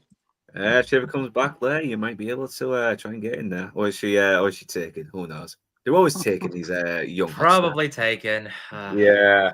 Just fight the kangaroo that she's with, it'll be fine. Yeah. But yeah, these guys are mostly kind of there to be killed. She's the only one who seems to show a little bit of personality. She's not happy to be there, and she's also kind of having the hots for Pablo a little bit, much to Kelly's dismay. But I like the fact that he's armed with a flare gun as well in case shit goes wrong, which does come back later. When once again, good writing. When something is referenced and it comes back later, I am all for it. So yeah, back onto the synopsis. Where did I go? Oh yeah, so and the guy. Real quick, what did you guys? So I know this is what happens. I believe in because I'm looking up for this season. This is when the Necronomicon starts to speak, right? Yeah, it was as well. And it even starts to try and talk to Ash as well and try and connect with him. And okay, so the gang, they ask him for help finding the cabin, and then we cut to Ash going into the shed where he killed Linda, but then he gets trapped, and Linda's head starts taunting him as well, like saying, "You're gonna die here," blah blah blah. And meanwhile, the tape starts playing. The tape that starts playing the translation of the Necronomicon, but it's distorted. And Weaving talks with Kelly, but Kelly starts using the old, you don't want to have him. He's with someone, even though you just said he was like a brother to him earlier, because that's what women are like sometimes. We've all known girls like that. Yeah. Seriously. It does add a little bit of a vulnerability to Kelly as well, because she's not perfect. She's traumatized, she's angry, she's vengeful, and at the same time she's not seeing Pablo as boyfriend material until someone else wants it. Classic women. I know. Ash is trapped, trying to get out, and Fisher is approached by another Ash who seems to have grown out of his hand. She doesn't realize it yet, but she does see how gross and rotten it is, so she tries to fight back against him, even chopping off his hand again. And Evil Ash pretends to be fine, saying, "Oh my god, the possessed hand possessed me, but I'm all right." But then he stabs her in the neck with a meat cleaver, saying, "Now that's cleavage." Oh, yeah. Evil Ash is evil. He acts like Ash, but he's like more evil. And Bruce Campbell is actually kind of fucking scary when he's being goofy as Evil Ash. Yeah, I would say this is definitely a more scarier performance than his one in Army of Darkness, where Army of Darkness is like, you're a good Ash, I'm bad Ash. It's like, Yeah, you really good issues. Yeah. But in this series, it's like it seems like he just perfected it. Where it's like, yeah, that one he was going for more comedy, but in this one, it's like, yeah, he's really zoned in on the sort of comedic horror aspects with it. Which I'm like, damn, like he's really intimidating. I am surprised that he's not been in like horror movies as a main antagonist for. I mean, he has enough, recognition and star power to where I'm just surprised he's not a villain in any role. Like he hasn't been in anything playing some type of evil or just mischievous character. I mean, to be fair, if you have access to Bruce Campbell, you use his like true talents on display, where he's the lovable goofball sort of character. I kind of get that, but at the same time, I do want him to pick more evil roles. Like I want to see him as a like Hannibal Lecter sort of character. I don't know, or a parody of that. There was that movie, I forget what it's called. It was like a hotel, like a evil hotel, or not an evil. Oh my gosh! But the villain was Jeff Goldblum, and he played the owner of this hotel. The Hotel Rio. Oh my gosh! I'm gonna have to look it up right now. But Jeff Goldblum played the villain in that, and that's like what he could have done easily. Like you get some good actors who rarely play villains, but when they do, they are fucking great. Tom Cruise, for example, I think he should play more villains. Another good one, Henry Cavill in Mission Impossible Fallout. He was fantastic as the villain. Like stand down. That might be his best film. That might be his best film, to be honest, because everything else he's been given shit, and he really does deserve better. He really does. It sucks because with Henry Cavill, it's like, yeah, I mean, like the roles he's got, perfect. It's just the script. I know, and it's very sad. I mean, honestly, he just needs to fund his own thing now. He just needs to start funding his own thing, doing his own productions. Even if it's a small role in his own productions or a lead role, whatever, he can still do both. It's like Clint Eastwood. When he directs something, sometimes he will star in it, sometimes he won't star in it. Henry Cavill, the world is your oyster. Ignore all the big studios. Do your own thing. That's what it was called. Bad Times at the El Royale. Yeah, I want to see that. I think that's with Chris Hemsworth as well. Yeah. I want to watch these. I like these sort of like dark, mysterious noir things as well. It's pretty cool. And but yeah, obviously he eats it with a meat cleavage. Then he peels it on the stag head just like a partner. And Ash manages to escape the trap and kill Linda again. He escapes the shed to find Fisher is dying, and it's a pretty emotional moment though, where he comforts her in the last moments. It's you really do feel for him, and it's brutal. It's brutal. I mean, she starts convulsing, she starts coughing blood out and everything before she dies, and then evil Ash comes out taunting him before running off, and then killing Pablo. Is this an awkward time to say I think she looks really hot with her hair down? Which one? Oh, sorry, man. Amanda. Like when she has her hair down, I'm like, you know what? She's like remarkably hot in this. Like with her hair tied up, I'm like, you know what? She's cute, but I wouldn't. But with her hair down, I'm like, okay, I get it. I get it. Yeah, she's really underrated in this. She is. Oh, I'm sorry. It wasn't the Battle at El Royale. It was called Hotel Artemis. It was with Sterling. Yeah, with Sterling K. Brown and Jodie Foster, and Jeff Goldblum plays the main villain. And when he walks in, you're just like, "What?" Like you just don't expect. It's not like the Grandmaster where he's still comedic. Like he's just this random dark villain. But if you would have put Bruce Campbell in that role, oh man, it would have just been probably just as good. Yeah, but to be fair, Jeff Goldblum has had evil roles with like The Fly and all that. Yeah, Body Snatchers and what was it? Death Wish as well. The first one, he actually plays one of the gang leaders in the first Death Wish movie. So I would say Jeff Goldblum isn't a stranger to it, but he's found his own sort of pathway. With Bruce Campbell, he's very much like, I haven't really seen him in evil roles per se, except for like in Ash vs. Evil Dead as like evil Ash. And it's such a shame. I think he did in the X-Files, though. I think that's one of his more straight, darker roles. Oh, yeah.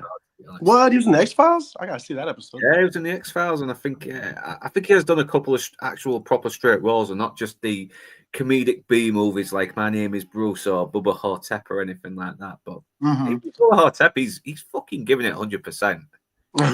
That's where he's like Elvis, right? Like fighting like a mummy or something. Yeah. It's like, little fuck with the king. He does a good job in that as well. It's an underrated movie. People really love that movie. I did. I've only seen it once, and I really enjoyed it. It's ridiculous. I don't think I've seen it. I'll have to watch that. Yeah. So yeah, and Evil Ash taunts him before running off and killing Pablo Bestin to find Ash with Fisher's body, and Ash tells him, "No, it wasn't me. It's another me."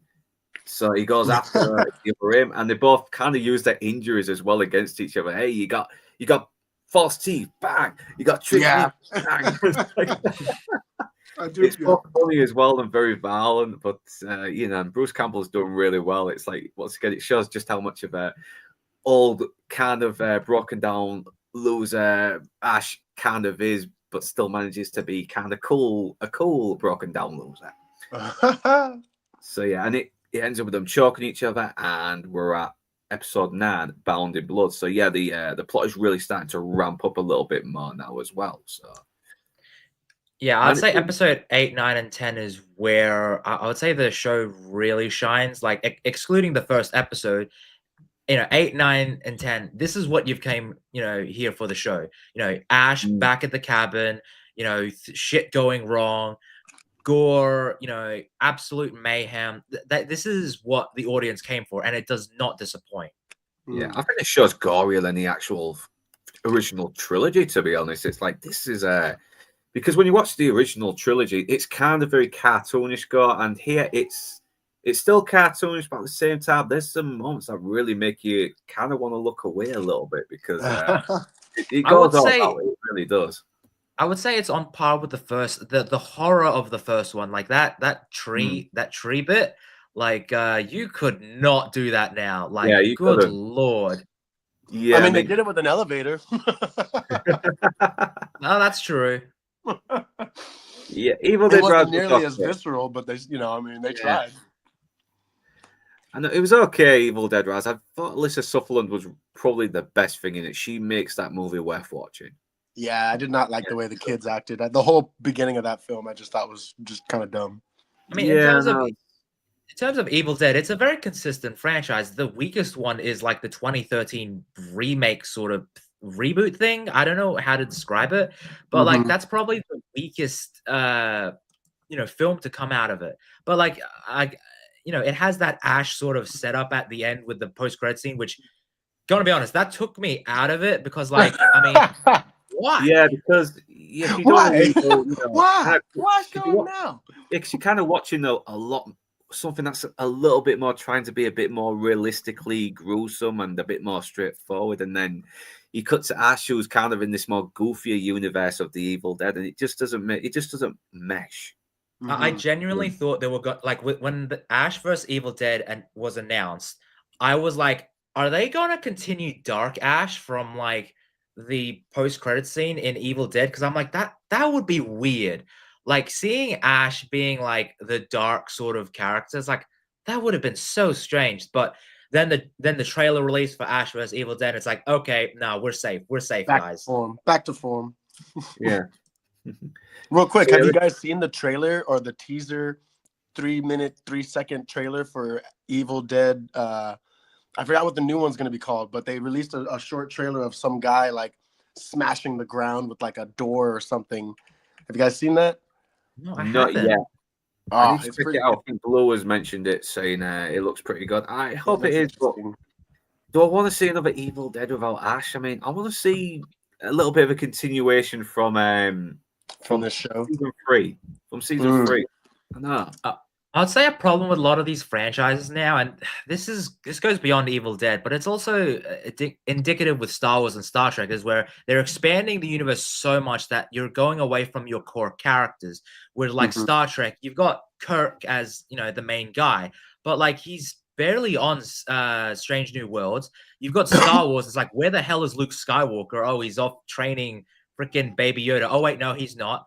And then with Evil Dead, it's like, okay, we're moving away from Ash. It's like, okay, so you're removing the main character from your franchise. How long can a franchise be a part of the main character? It's like the main character is so far removed. It's like, is it the same franchise at this point? It's like, okay, Mhm. you've got Gore, you've got the Deadites and that sort of thing, but it's like you removed Ash. That's the main guy. Mhm. Well, no, it's like, I don't even think the Necronomicon was in Evil Dead Rise, right? Was it? Because they played the tapes.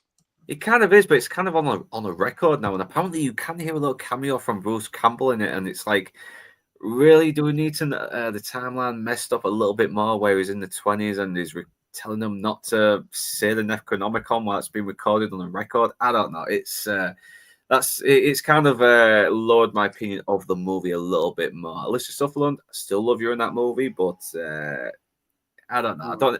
I have not really watched it since it came out, since I reviewed it, to be honest. So Yeah, same. yeah, well, so we're on episode 9, Bound with Blood, and Ash continues to fight Evil Ash and end up face to face with Pablo and the gang. So, Pablo and Kelly. So now P and K have to decide which one to kill. They ask questions to see who the good Ash is, and they try to test how racist he is. But it's like but then, I mean, they even sort of like mentioned, one of the Ashes mentioned about Kelly sort of punching a nun as well, and that she asked for it. But it's like, okay, it was kind of off screen, but you can sort of go with the idea. She mentioned it while they were traveling to one of their many places, off screen. So. But then one Ash tells them, you need to kill both of us because that way this ass wipe is dead and I don't have to put up with this shit anymore. So it's like they kill the other guy, and it's like, how do you know it was me? Well, it's like, well, you're taking the easy way out. That's definitely an Ash move. It's like, Real quick, what do you think? How would you have thought if they would have killed the real Ash and the plot twist was like maybe it's a 2-season show and it's left with evil Ash? oh yeah, that would have been a really cool, interesting take. That would have been That way, really, it just instead of it continuing on, it was like a second season, kind of a follow up on like them having to, maybe defeat Ash, but Ash still being himself. There's a part of him still in there in the evil, but he's still like a good guy. That would be really interesting. But like the fact that we also have like time travel and sort of thing like that, I could totally see them like doing that. And then it's like, okay, we got to go back to that moment, like as sort of like a member berry sort of thing in like season 3 or whatever. It's like we got to go back to that moment to like save the real Ash and all that. Yeah. Okay. Yeah. That would have been good. Save the real Ash. So yeah, obviously they've killed the good Ashes alive, but now they have to dismember the bodies. But before they do, I mean, dismembers his bad self, but before he dismembers Fisher, the hikers that are lost, obviously because of the woods is trapping them. Ash and Kelly aren't very happy with the idea of them being in the cabin, and they have to really persuade them not to go in because they know bad stuff is going to happen. So Pablo and Kelly agree to help them out of the woods. Plus, Pablo has a thing for Samara Weaving. Samara Weaving has a thing for him, and who could blame him? And Pablo finds out Kelly told her that he's seen someone making Pablo a little bit suspicious about Kelly's feelings towards him. Annoys his head, and obviously they kill a fucking raccoon, thinking it's some evil. Ash dismembers his evil Ash, but the blood reaches the Necronomicon, and it starts talking to Ash, saying, "Listen, I'm the only thing that's giving your life meaning. I mean, what if you get rid of me? What are you going to do? Become president? Become a millionaire? You're not going to be any of those things. I'm the only good friend you have." And obviously, Ash is not wanting to hear of it. So he goes to cut up Fisher, but she's gone, and Pablo is confronting Kelly about Weaving, telling him that Kelly told him that she's all jealous about him, about her liking Pablo, blah, blah, blah. They hear a noise, they shoot, and it turns out to be a raccoon, but they hear another noise, and they're ready the arms. The male hiker's like, oh, it could be another innocent animal, but it turns out to be Fisher, who's possessed. And she kills she kills the girl hiker and puts her head through a skull and starts working her like a puppet. And tries to use a flare gun, doesn't work, so she grabs him, bang, puts her fist through his skull and starts working his mouth like a puppet, saying, "Hey, I'm Ash. I'm Kelly. I do everything Ash tells me." Because you gotta love the Deadites when they go full on sadistic and they start disrespecting the people they harm. And they try shooting Fisher, but she starts using them as bullet shields, and somehow Weaving's like freaking out. But awesome. So She attacks Weaving, injuring her leg. Pablo goes to save her, but is grabbed. But Lucy comes to the rescue to kill Fisher. But Fisher exploits Lucy's lesbianism and escapes. So, yeah. Oh, yeah, she's the one the whole, I would love to be with you and scissor you a couple of times. No, she doesn't say that, but moving on.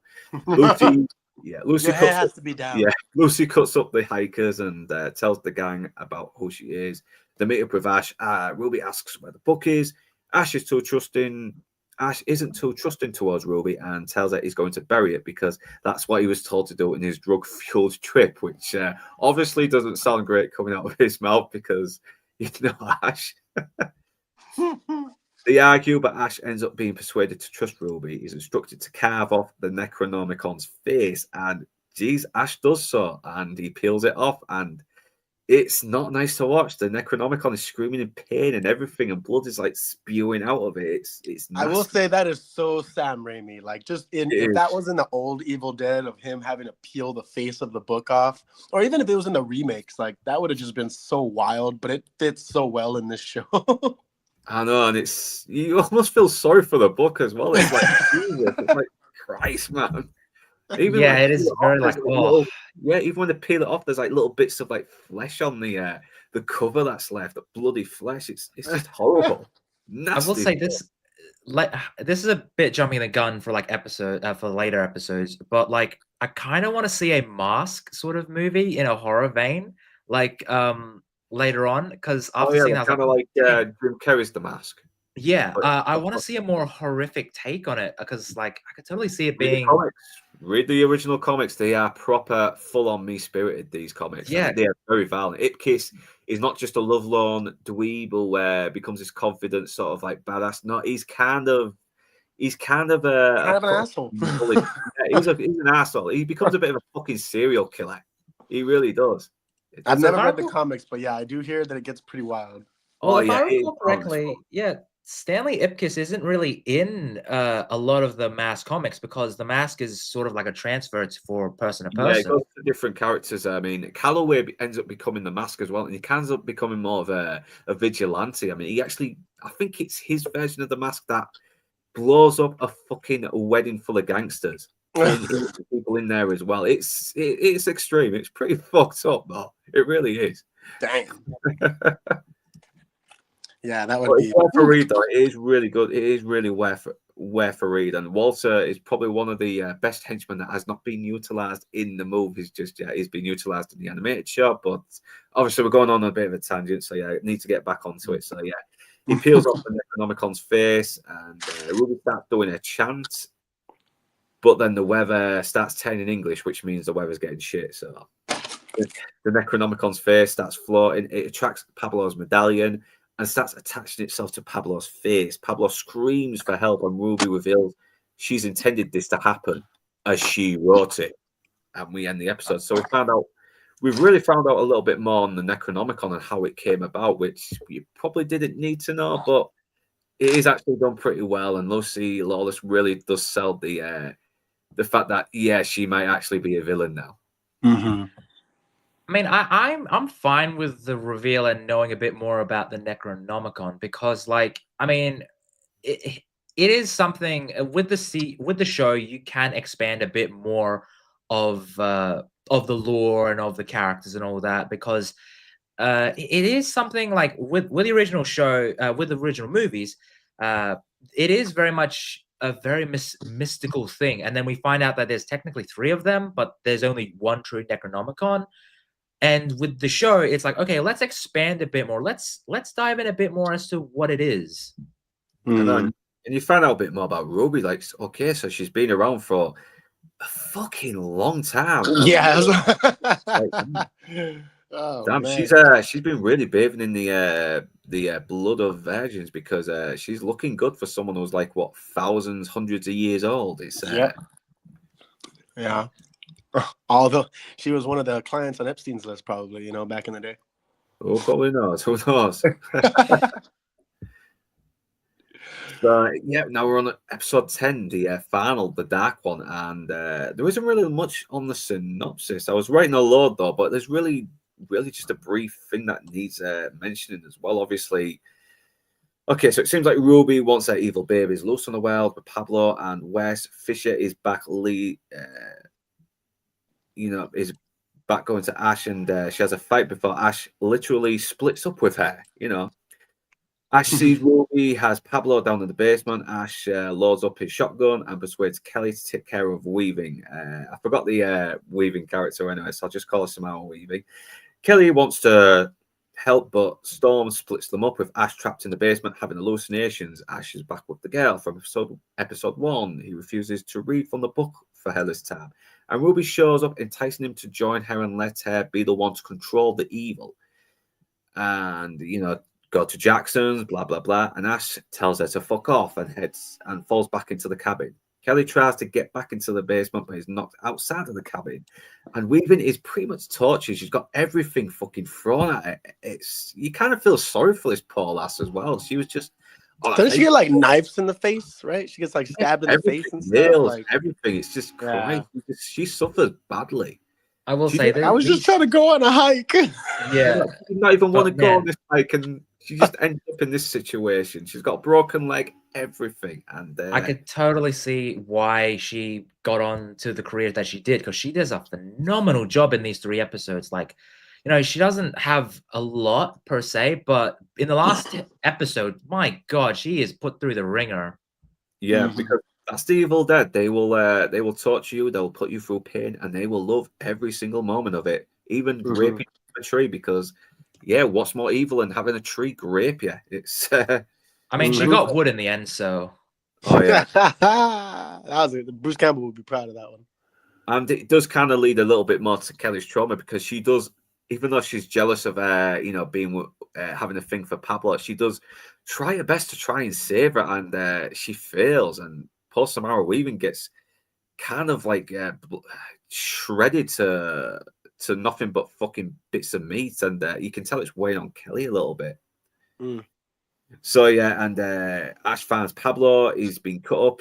Ruby is using his blood to write another page in the Necronomicon, and Pablo starts giving birth to some demon babies. And Ash fights some of them as well, leading to some good, gooey, gross out moments. He kills one of them, and pretty much by shoving a shotgun in its mouth and taking its head off.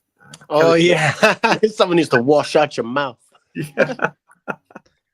Gets the good one-liners. Kelly throws gasoline on the cabin and uses the male hikers' flare guns to light up the cabin for once, and the cabin starts to sort of like it's like the cabin is struggling to breathe, and it manages to open its door for Kelly to go through. So Ash later confronts Ruby, but before he can carve her up, Pablo, possessed and unable to control the Necronomicon on his face, tries to kill Ash, and Ash tries his best to not kill him. Pablo begs Ash to kill him, but the chainsaw stops running, and and I love how Ash is just relieved that he doesn't have to kill his friend. But then Pablo ends up holding him up with a shotgun to Ash, but Kelly fights him off. Ruby grabs Ash and attempts to cut off Ash's face until Ash says, he's like screaming, "Oh no, not the face, not the face!" But then he stops her by saying, "Hey, have you lost weight?" And he snatches the Kandar knife off her and slashes her and leaves her pretty vulnerable and scared. And so Ruby grabs Ash, attempts to cut off. Ash says, and then she tells him if he kills her, both will die. Both Pablo and Kelly will die, and that she's the only one who controls evil. And she doesn't really want evil to run amok. She actually wants humankind to flourish. She just wants evil controlled, and that's it. Because getting rid of the Necronomicon might not be the best idea. It's just going to bring it back again. So, but that's the thing with people. You try to control evil, evil will turn its back and fuck you in the ass, as season 2 pretty much proves.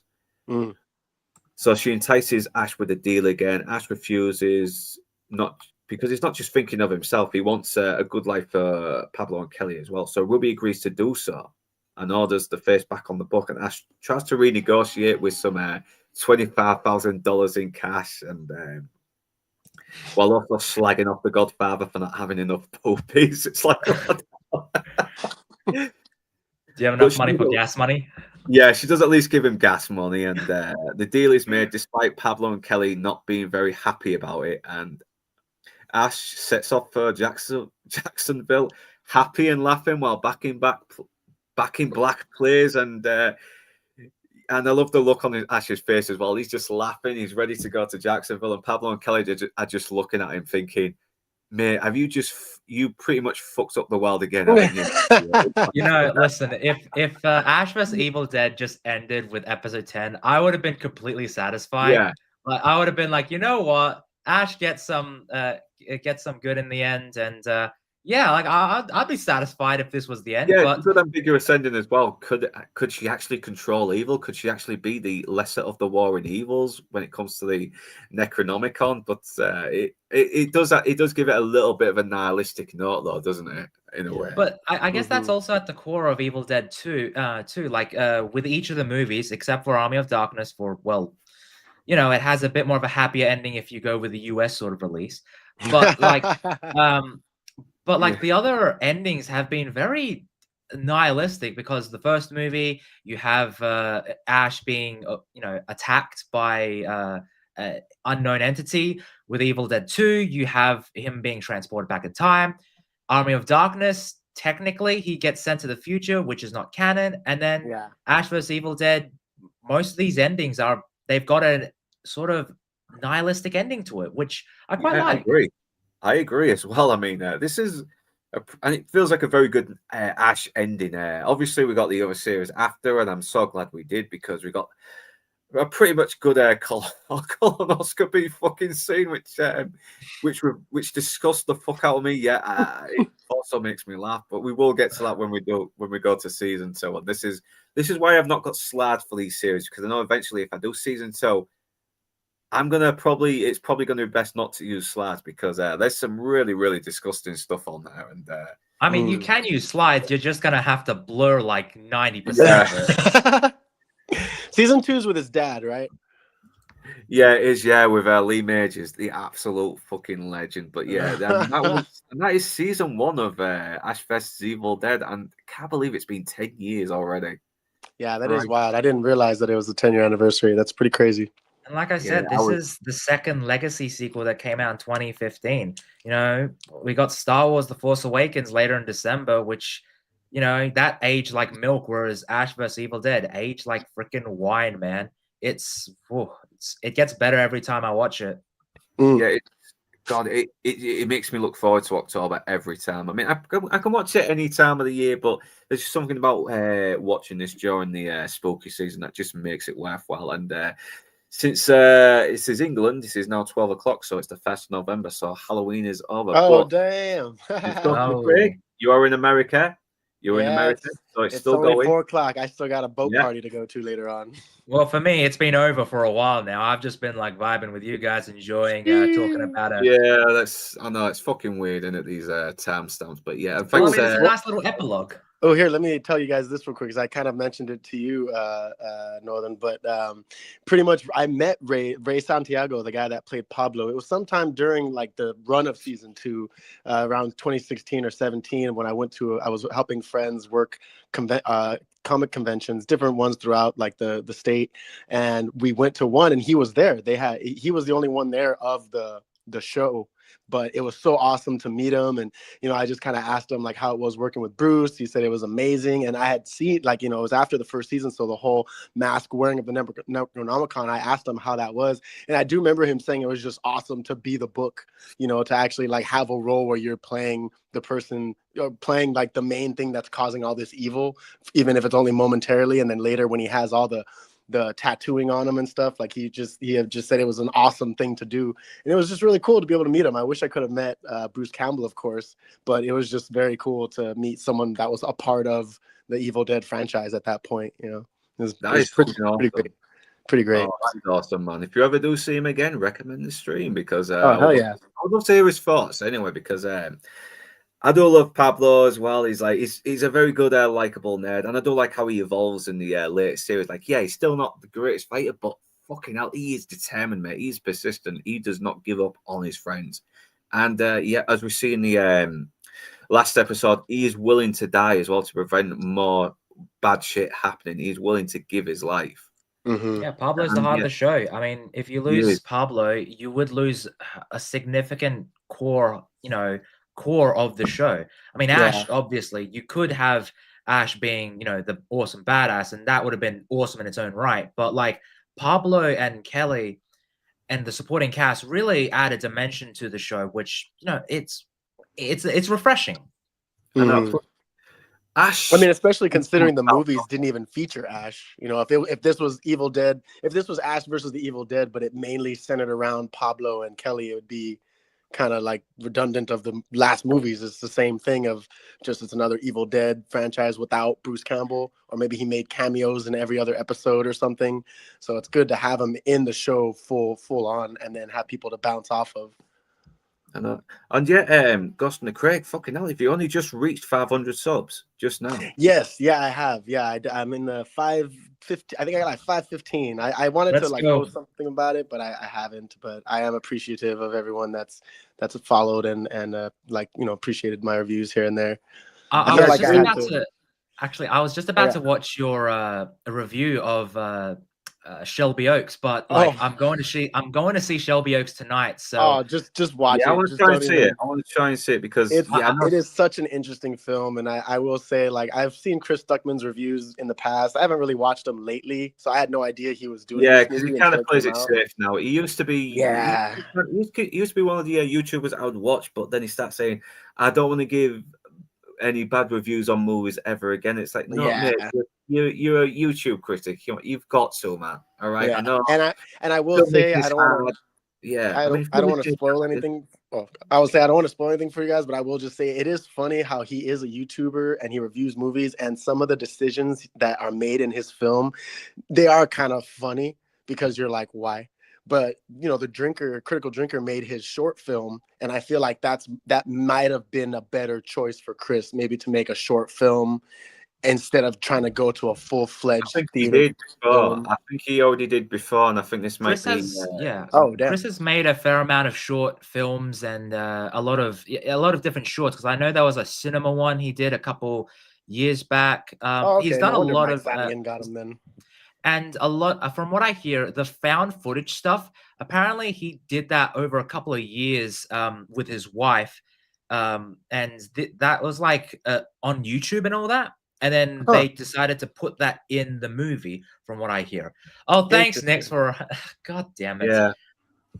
Interesting. I did not know Sorry that. about that. Yeah. Nick's your post. Why would you ruin the surprise? I was going to make that a big sort of event. I didn't know, mate. If I'd have known, I would not highlight it. I do apologize. No, that's okay. I was just joking around. But yeah, I will be for the 150th video. I will be doing an audiobook while drinking. That's gonna be fun. Oh wow, that's cool. Do it, man. Yeah. I mean, we're getting a lot of people just posting like their own little audiobooks on YouTube now, because it's easy just get a bit of recording, get a bit of fucking recording equipment. Fucking edit all your bloody narration as well. Edit out all the mistakes you make, and that's. It's not a typical audiobook. I'm going to be doing a live stream where I'm going to be reading Morning Glory Milking Farm, and it's going to be a drinking game, and it's going to be fun. What? I will definitely tune into that.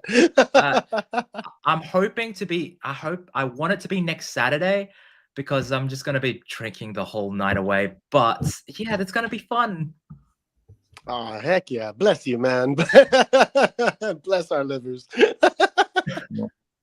So yeah, can't believe you're on just 500 subs right now. We'll go have to try and see if we can get you up to at least 1K, at least before the end of next year anyway, because I do intend to get to 2K before the end of next year, but it'll be easier said than done, but we still got to fucking do it, don't we? So yeah, ask NAB to make a duo. If I can, it's just fucking time zones are a pain in the ass. They really are. Yeah, I'm surprised you're moderating for me right now, Nick, especially with you being all the way up in Transylvania. So yeah, good minutes I know, it's like whenever I stream, he's like just awake. So I'm like, oh, thanks for popping up, man. I appreciate it. He's like, yeah, good morning. Let me get my coffee ready. Yeah, I know you're going through a lot of issues as well, Nick, and I'm hoping that us talking a lot of bollocks is keeping your hopes up a little bit. And also, thank you you, trolling, guys. giving you someone to troll a little bit as well is helping you a little bit. So, yeah. And thanks for everyone on the chats as well, Meep and Tom, and Inside Man as well. Obviously, where's his chat because he couldn't make it. Ellie is having internet problems. So hopefully for the next one, shame we couldn't get you on Inside Man because you always come out with some great little tidbits to talk It's about. all right, Inside Man. Right now, you're just on the outside. You'll be back inside. Jill Marie, Amanda Fisher in the TV show did a great. Yeah, she did. Yeah, Jill Marie Jones. So that's the actress's name. Oh, I'm gonna have to Google her, for research purposes. But yes, research purposes. Let's go with that. Yeah, I mentioned Race Santiago in Meet the Fockers. I don't think I've seen Tam yet. In Tam, so I don't know yet. Wait, I haven't seen him in any. I haven't seen him in anything. Is and In the new Time the Evil Dead Justin movie is Timberlake Evil Dead movie? I don't know. Is it kind of like where they have to sort of like steal time from people and shit like that? It's like you got to buy time in life. Yeah, that's the movie In Time. That's the one with Olivia Wilde being like his mom, which that was like, what? I want a mom like that. Wait, that's with Justin Timberlake? Yeah, Justin Timberlake and Amanda what's her name? Seyfried? And Cillian Murphy's like the bad guy, if I recall. Oh, that's cool. Yeah. Love Cillian Murphy. That guy's a good actor. Shimmy kind of gets wasted in the Batman trilogy because I thought he was a pretty good Jonathan Crane. At least he had the potential to be a good Scarecrow. So yeah, you get what you can a little bit though, and there's not really much to say. Oh yeah, Darth Plato. Sorry I didn't mention you earlier. Happy Halloween. It's over now, but still not where you are. Did you guys watch Tron Ares by chance? Oh fucking hell! Did you think that they should have made a movie in between with movie. Cillian Murphy? Yeah, he was uncredited in Tron Legacy because Right? that's how much he cared about the role. He was like, I don't care if I'm credited or not. It was cool being in a Tron movie, and that is a fan. Unlike say a certain actor who decided to make his own movie, takes over and is like, oh yeah, let's make a movie, Tron Ares. I'm feeling now. Can you feel it? I'm feeling. Like I got so much clapback on my review for that because it's like, oh, I like the movie. I'm like, oh, that's great, man. But it's pretty bad. It's pretty bad. Yeah, guys. same for me. People were like, how do you say you like it but you don't like it? And it's like someone made a comment that was perfect where they're like, it's watchable, but it's not good. Yeah. Rebel Rose, sorry that I didn't get a chance to respond to you.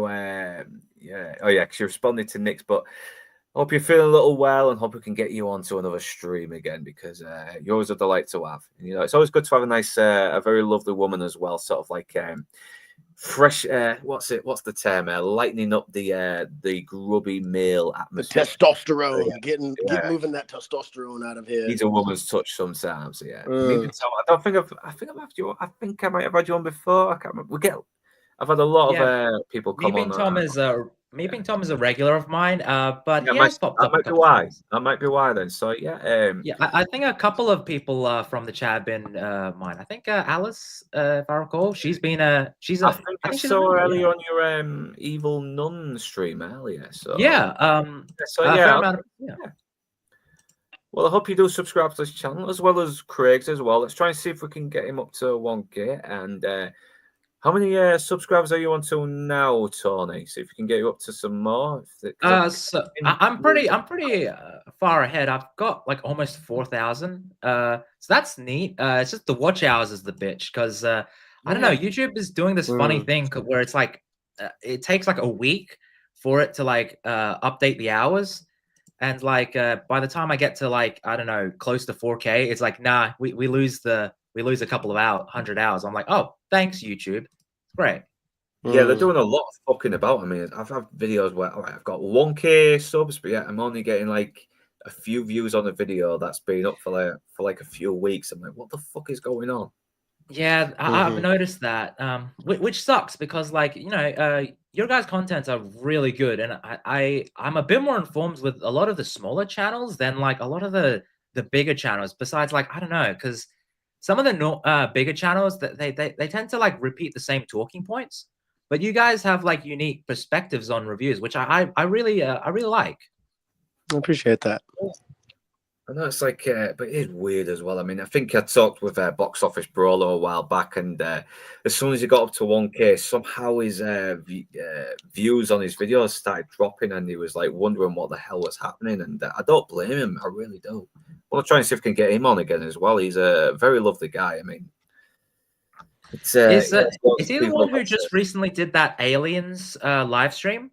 Yeah, he did it with the drinker as well. Yeah, he managed to get the drinker on his channel. It's so wild. Like, I'm the same generation as him, and he's like, he hasn't seen these movies. I'm like, I grew up on these movies. Like, I kind of like seeing like younger people sort of like discover these classics for the first time and seeing how they react as well, because it almost kind of takes me back to when I first started watching them a little bit as well. So. I rewatched The Rock yesterday for no reason. I just was like, I was kind of getting ready to go to bed. I was like, I'm gonna put something on, and I put on The Rock, you know, Sean Connery and Nicolas Cage. Oh. Man, I forget how good that movie is and just how good we had it just not that long ago. Yeah, so Tron Ares is Bloated, Born and Broken by Tony Down Under. I'll have to watch definitely it. I'll have to watch your review, Tony, because yeah, we'll have a little chat for a little bit now for maybe another 10 minutes, and yeah, you're unsubscriber. Well, screw you inside, man. Now you're gonna stay outside. You're staying outside, man. Get out of here. He's always great to have, man. He's always good to have. I love this guy. I really do. So yeah. Once again. Oh, and just so you know, the new people... I'm so glad to have you on as a moderator. I really am. I've got Blue on as a moderator as well. So if he's ever on, he can do some because it's good to have a few on anyway. I like to get people on that I trust. That new Evil Dead movie is called Evil Dead Burn. It comes out next July. We'll probably get back to it. I'll try and see if I can get it up anyway. So. Because it's like it's literally like a 5 to like 8 second trailer. It's ridiculous, and it's just some guy freaking out. Well, it comes out the 24th of July, 2026. So maybe we can do a follow-up season 2 stream just before it releases. That way, you know, maybe the algorithm might boost the stream. Yeah. So share the screen anyway. I might have to just pause it and stop it just to fucking avoid the copyright, because YouTube is a bitch when it comes to the copyright. Oh yeah, let's get the Yeah, I got claimed on a live stream. I think one of the Battlefield streams, like the first one, for just a little bit of music, and I was like, really? Like, just a little bit of music? Whatever. It's being disputed, but yeah, I think we just have to turn the sound down a bit and just say, okay, so we got some good little shots, creepy little hallways, blah blah blah. Oh, what? No, I haven't seen this one. This one's wild. The one I saw, I believe, was on it was on X. It was like, is this it? Because it says horror/mystery concept. So I think this is a. It says, this might be a concept horror. I might be the wrong one. Sorry. Yeah. Type in like clip, like maybe even clip, like Evil Dead Burn clip or tease. Yeah, Evil Dead like tease maybe. Let's have a look. Because I knew there was something up with that trailer a little bit. So it look a little AR like. Is it? Yeah. Is it there? Is that it? Oh, is that the one? Like, I think I'm watching it now. Is it the short of like a guy, you know, hitting someone? Yes. Yeah, he has like a door and he's just screaming. He's just screaming, hitting something. Is it this one? Yeah, I think that's it. Okay, let's have a look. I don't know. I think it's the short there. I think that's it. Yeah, you are right though on what you're talking about. Yeah. Okay. Looks a little bit more like the remake a little bit. Is that it? It's all black now. That might be it then. Yeah, it starts out black. It's so outrageous. It's only like 8-10 seconds long. Well. Yeah, it's like a short little teaser of what's to come, which I'm glad that we're bringing in the blood and the gore, but I feel like ever since like that remake, you know, we're bringing it back to just essentially just horror, and not we're going back to the original, but we're not going back to what made Evil Dead unique and cool, which was Evil Dead 2 and 3 and Army of Darkness, which is just the unique campiness to it. Yeah, I mean, there was kind of like a very old school, like it's because of there was something very it's like when it's something that's low budget but it still looks pretty good. It's like it's got a charm to it. It had a personality to it because of how because it looks so outrageous as well. I mean, has anyone watched the original short movie that inspired Evil Dead, Within the Woods? No, I've not. No, I have not. It's on YouTube, Sounds but cool. the problem is you probably have to sort of like put up with the picture playing up because it looks like it's been sort of like copied from a VHS where the tape was kind of playing up a little bit, but you can see a lot of the fingerprints in there, but it's not a Necronomicon. It's like an Indian burial thing that Bruce Campbell's character has interfered in, and he ends up kind of being possessed and starts stalking his girlfriend, who would later on play his sister in the Evil Dead movies. Is it the 78 short film? Yeah, I would check it out. It's a very good sort of like, it's kind of like a little insight into a guy still trying to hone his craft. Sam Raimi, I mean. He came out swinging when Evil Dead came out, so I mean, oh yeah, and it's pretty been like all uphill from there. I mean, he had a couple of stumbles, but overall, he's been pretty damn good. Like, I rewatched his Oz movie, and like I was actually impressed by it, and I prefer it over the Wicked movie. Oh, I posted in the chat. I found the I believe I found the Twitter Evil Dead Burn video I was talking about. If you can bring it up, that might be a little easier. Let's have a look. Anyway, can you share the screen anyway? And then I'll put it up for you. I don't think I can. Well, yeah, but that's that okay. is it though. That is it though. That one that you're looking at right now with the. Yeah. Well, I've just played it anyway. And it hasn't really. It's just been that little clip, and that's about it. So yeah, it's just a guy screaming. But I mean, yeah, like you said, it's going back to just horror and the scares of it, but the campiness and the fun seems like it's just slowly being drained out of it. Yeah, so Tony Staccavinus are going to be on saying I'm going to have to miss this. I'm being pulled out for real life Halloween stuff on top of needing a break from being live all the time. Yeah, that's understandable. You got to take a break from YouTube and just deal with real life. That's really understandable, man. There is no fucking hard feelings here, man. It would be good to have you on because I think you would have really brought so much to the show. But you know, you need to concentrate on real life more than ever, because YouTube is not the big money maker these days. I don't know if it's back in the past, but I mean, listen, if you're able to make it a career, awesome. But like at the end of the day, you know, it's your own mental health and your own personal lives that you should come first. Yeah. Yep, and he sent me Within the Woods, the archive link. I hope it's sort of better quality than the one that was on YouTube. I think that might be the only one, but it is still a good watch as well. And even with the sort of rudimentary makeup on Bruce Campbell being possessed, it still is kind of creepy. And the sound of it even has Bruce Campbell in it. Yeah, he's and he's a lot more dweeby as well. He's wearing glasses and everything. He's not really the charismatic, sort of badass that we see in the second one. It's mostly just him that's possessed. And, when he had the unibrow Bruce Campbell. And there are some good moments as well which do get used again in the later movies. I mean, remember the redneck in Evil Dead 2 gets stabbed, and the chick is just trying to shut the door, and she keeps accidentally hitting him. Yeah, there's that as well. There's a lot of things that get used in the movie that was from Within the Woods. It's definitely a good watch, especially for people who want to get into movies and film and just sort of look at how far a well-renowned director has come from that very humble past. It's like Elijah Wood making his what was it? Didn't he make his taping for his audition with his friends to Peter Jackson, and they like recreated scenes from The Hobbit like at the park? I won't be surprised about it. I'm gonna have to check it out. Yeah, I think the way Elijah Wood like sent in Jackson's another one that's come from some very good humble grounds before becoming full-on epic with Lord of the Rings. He's another one I admire so much. But once again, Ash vs Evil Dead, this is how you continue on a character years later. This is a good way of doing this, and it feels very tonally consistent to all of the original Evil Dead trilogy. It really does, while still being its new thing. It's one of the very when it comes to legacy sequels, nowadays, it's like you go down one or two routes where it's just essentially a remake of the original, and you've got the route where it expands on the lore, but it just fails. I don't know, because like there's not a lot of good legacy sequels if you actually think about it.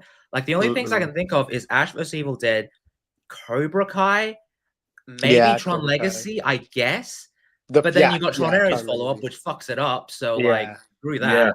And like there's not like legacy sequels. It's like okay, we've got the remake sort of attitude behind it, but it's like it doesn't work. Like legacy sequels is like there's nothing going for it. I mean, obviously you have the Scream franchise, but like then again, it's like that just screws it up too. There's not really a good legacy sequel. So Ash vs. Evil Dead and Cobra Kai, Top those Gun? two. Top Gun. Because I suppose so. Yeah, Top Gun's another good one.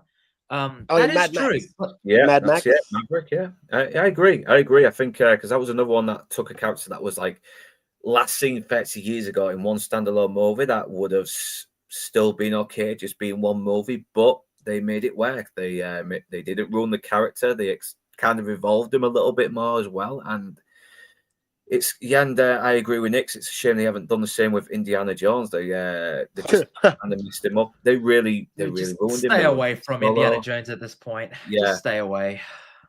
It's done. It's done. Like the only one I could like see is maybe making Indiana Jones a freaking Disney Plus show, and that's gonna be sad because it all goes back to streaming. Like, God damn it. Well, I think it would be like the Adventures of Young Indiana Jones would be the remake. It'd be like they'd make him younger, not quite an adult yet, maybe like a teenage, young adult, young man, like in his 20s, Indiana Jones, and all of a sudden he's doing all these crazy things. I could see it being like just before like Raiders and all that, just to get that sort of energy where it's like, okay, it's Indiana Jones, it's before Temple of Doom, so he's got that young sort of energy, but it's not. Oh, I get it. Not on Disney when he first becomes a teacher. Oh God. I know, they kind of already did that. We had young Indiana Jones back in the Nazis, though, didn't we? Yeah. I need to actually watch them properly, though. I've only seen like maybe one or two episodes, and that's about it. I mean, I've only seen the Harrison Ford one. Yeah. There was one where Harrison Ford made a return as well, didn't they? And I need to check that out. I mean, he loved the character so much, so it's just sort of wild that he could like approve this.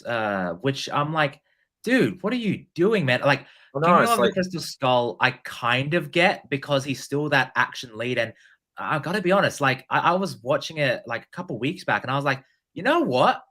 It's terrible, but at least there is a sort of Spielberg magic to it. Like it's definitely lesser than the first three, obviously, but like there is a lot of Spielberg isms in it. With Dial of Destiny, it's like, okay, you've got the opening, which has a lot of problems, but that's the closest thing you'll get to a decent opening. And actually, it looks like a fucking video game, but still, it's better than the rest of the movie, though. Well, speaking of the game, I see how you said, Nick, that the game was trash. I'm not even going to lie. Hot take, they should not have made it a third-person game. I mean, a first-person game, because Indiana Jones and the Emperor's Tomb for the PlayStation 2 was phenomenal. It was a good third-person Emperor's story. Tomb is great. Right, and it's like to do it in a first person, it's like, why? Like, what? You don't need to be Indiana Jones. You want to play Indiana Jones.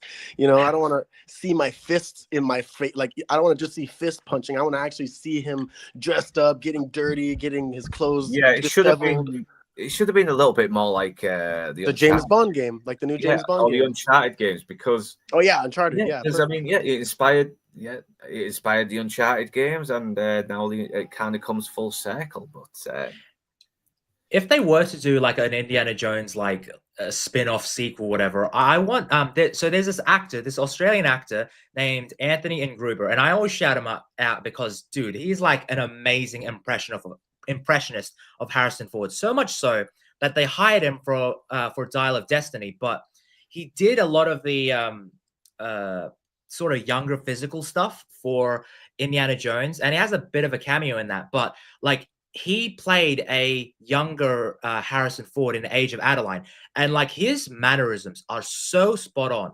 Like he did this Han Solo impression like years back, and it was pitch perfect to Harrison Ford. And I'm like, I want him. Give me him as Indiana Jones. But no, we get just more crap where we're moving away from our old heroes to get focus on new heroes that no one gives a shit about or cares about. Yeah, I see that. What was the guy's name? Anthony Ingruber. He was in a movie that came out this year, an Australian movie that I loved, Primitive War. Absolute fantastic movie if you haven't seen it. He does have a bit of a charm to him. I can see him. Primitive War. I need to check that out. People have been fucking going on about this. It's like I need to check it out. Then it's apparently they have like dinosaurs how they used to look as well, where they look like bears. But talking about video game, maybe they did do an Evil Dead video game, but it was multiplayer. But you know what? They could do a fucking Ash versus Evil Dead video game where it continues on from the third series, and Bruce Campbell doesn't need to physically be there as well. It just needs to do the voice, a little bit of motion capture in some moments, but still have a younger stuntman who can do the stunts and whatever. You could do a lot. You don't even need to be actually build any sets. Just computerize it, and it would work because it's a video game. Yeah. Have you guys seen the new Hellraiser video game trailer? I've not seen it. I've heard about it, but I've not watched the actual trailer. I mean, I watched the first one for the first time on Losers Lounge, and yeah, Christ, it's as gruesome as it is. It's actually funnier than I expected it to be. It only gets funnier. It only gets worse as you go on throughout the movies. I've seen them. I've seen most of them. It's like Chucky. It's like after Bride and Seed of Chucky, it just kind of went like, what? Why? Like there was like I think it was the last one with Doug Bradley. I think it was Hellraiser Hellworld, and it has Lance Henriksen in it, but it also has Henry Cavill in the movie. Oh yeah, he gets killed. Yes, that's right. I didn't know it was him. They were like talking about roles that he should have came back to, and I was like, what? I don't remember him being in Hellraiser. And then I'm like, oh wow, he was. I didn't know him back in the day. Tony, are you near Hallett Cove? No, I'm not near Hallett Cove. Sorry, inside man. We'll be finishing. Yeah, it's 12:30 now, so I think I will end it there. But it was real good to have you two guys on after such a long time. Thank you so much. Yeah, it's very sad Tony Stark couldn't show up on, but obviously he's been doing so many streams, and yeah, I get that. I really do. That's why I try to sort of keep my my own streams down to a minimum. I will be taking a break from my breakdowns to go on some more streams that have been inviting me, but I've never really been able to jump on because I'm still trying to get some other videos edited. I need to get some Christmas retrospectives done as well now. So but you got a big month ahead of you, man. You've got James Bond coming in. Try and get a lot of it out of the way as much as I can, and I'm hoping I can try and get some reviews on any recent releases done as well. But I have a feeling I'm going to probably end up doing the little mini live streams and sort of get my opinion out on them straight away. So yeah, great panel as always. Mainstream, thank you for fun. Yeah, you're always welcome, man. And Meep and Tom, thanks for joining. Plus, Tony Stark is dead. Can't get in the way. Yeah. Hey, not if Doom has anything to say about it. The party having a dead guy inside. All right, Tony, let's get you in. The other Tony. Yeah. Blue Colors, Mr. E, thanks for joining us. I mean, I got a message from Nick saying Inside Man was trying to jump in there. Did you try? I mean, unless your internet was playing up, I do apologize, but we'll try and get you on for another stream anyway, Inside Man, because I'm always glad to have you on. And I'm hoping I can try and get you on as well, Tony, for another stream one day. And same for you, Craig, because I know you've been getting a little bit busy as well because real life is more important than YouTube. It's a sad fact, but that's the way things are. And I should try to do a stream or two of my own. I've only done video game streams. I've done like 2 or 3 of them, but I would like to try to get you guys on. I was almost considering doing the original Resident Evil streams. I've done the remake once, and I got fucking Barry killed, and I want to try and redeem myself on that. But I'd be down to join in on that. I do love. I have a soft spot for Mila Jovovich. Yeah, so Nick, thanks for joining me. Rebel Rose, Meep and Tom, and Alice, and Darth Plato, David Fox, Inside Man, and is there anyone else I might be missing? And Blue Colors gave me a $2 super chat. I've read that already, so yeah, I don't feel guilty about skipping that now. So So well, so well, so well. Scooby Pop, hey, how's it going, love? Oh, Scooby Pup on here. Let's go all the way down. Is she Scooby Pup? Where is Yeah, she? she just commented. It's not showing up. Oh, yeah, Oh, really? Ryan is my producer. Yeah, Scooby Pup. Hey, how you doing? Sorry that we're finishing up soon as well, but I hope I can try and get you on for a stream one day. Oh yeah, happy I need to Halloween. get a lot everybody. of other people on my streams, but it's sometimes I forget. Sometimes life happens for them. It's one of those things. I'll try and remember to get you on as well because you seem like a lovely person to have, and I would love to have you on. So yeah, and thank you once again, Tony Down Under. Is there anything you want to promote before we end the stream? Well, you know, if you get me to 4,000 hours, I'll torture myself in going through all the endings of Vampire the Masquerade. So by the end of the year, if you get me to that, I will torture myself with that. And the 150th video sort of thing, I will be doing an audiobook drink along. So it's going to be, I've got a set of rules that I will probably abide by. If there's anything sexual in morning glory, I will take a drink. And yeah, it's gonna be a fun time. I'm gonna take the entire night off, so my Sundays are gonna be a terrible hangover day. Sunday that's fun what Sundays day. are for. That's what Sundays are for. So yeah, please try and get him the hours. Even if it's in the background while you're cleaning the toilets from all the diarrhea that's the last person did because they had too many beers and too many takeaways. Whatever. It's or even just have it play while you're listening to something else on your phone, whatever. It's let's get those hours up, and for Craig, let's try and see if we can get him up to 1K before the end of, at least the end of next year. If we can get it before the end of this year, that will be a miracle, and I hope that does happen. But Craig, is there anything else you want to promote before we get going? Well, Christmas miracles do happen, and we're about to enter that season, so you never know. Yeah. But like Tony said, I have my review of Shelby Oaks up. I definitely do suggest everybody to see it this season for the holiday season because it is a perfect movie for the season. And I did watch Bugonia last night, so I will be reviewing that probably by the end of this week. It was awesome. I know a lot of people don't really care for Emma Stone, but Jesse Plemons did a phenomenal. It's Emma Stone. How can you say that? She's hot. I'm only saying what people tell me. You're a liar. I'm not a big fan of the director, but because I watched Cans of Kindness, I was like, I like the weird satire, but even I thought that was a little bit dumb. But he's had dibs on Emma Stone for like the last couple of movies, hasn't he? So Emma Stone's like freed up to do other stuff. Yeah, he's got to be popular. Come on, it's like I don't blame him. But yeah, other than that, that's about it. Just those two, and then just hope to be on some more streams. I really should try to put some time aside for it because I do love talking to people about these films and these, just this content is just always so much fun. I really enjoy it. Appreciate all the love and support for it, and I even love the haters. Thank you for hating. Yeah, I get the algorithm going. Though it's just as long as I keep coming, the algorithm just keeps pushing that video, the more haters, the better. Look, man, if they keep commenting why Tron Ares is awesome, that's neat. I don't care. I don't give a shit if you come at me. I hate the movie. You can like fucking movies we don't like. We don't care. It's we're still right. We're still right. If you want to direct your hate to us, go to Northern English Bastards YouTube channel. Go to Mr. the Craig's YouTube channel. Go to my YouTube channel. Comments below. And if you're gonna comment, just give a subscription to just subscribe and then hate. Seriously, if you like a film we don't like, it's fine. It's fine. As long as we're adults about it, it's okay. But Inside Man, $2 blue collar lows is such a cheapskate. But yeah, Shelby Oaks is terrifying, depressing.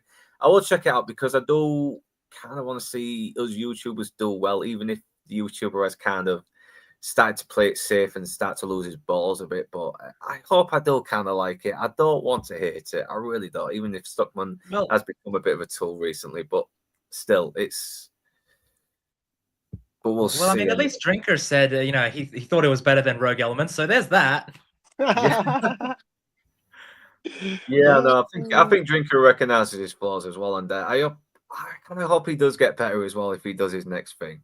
I think he did do one with Lance, which with Mauler and Drinker, and I won't comment any further on about it until it gets released. But I did get a little early viewing.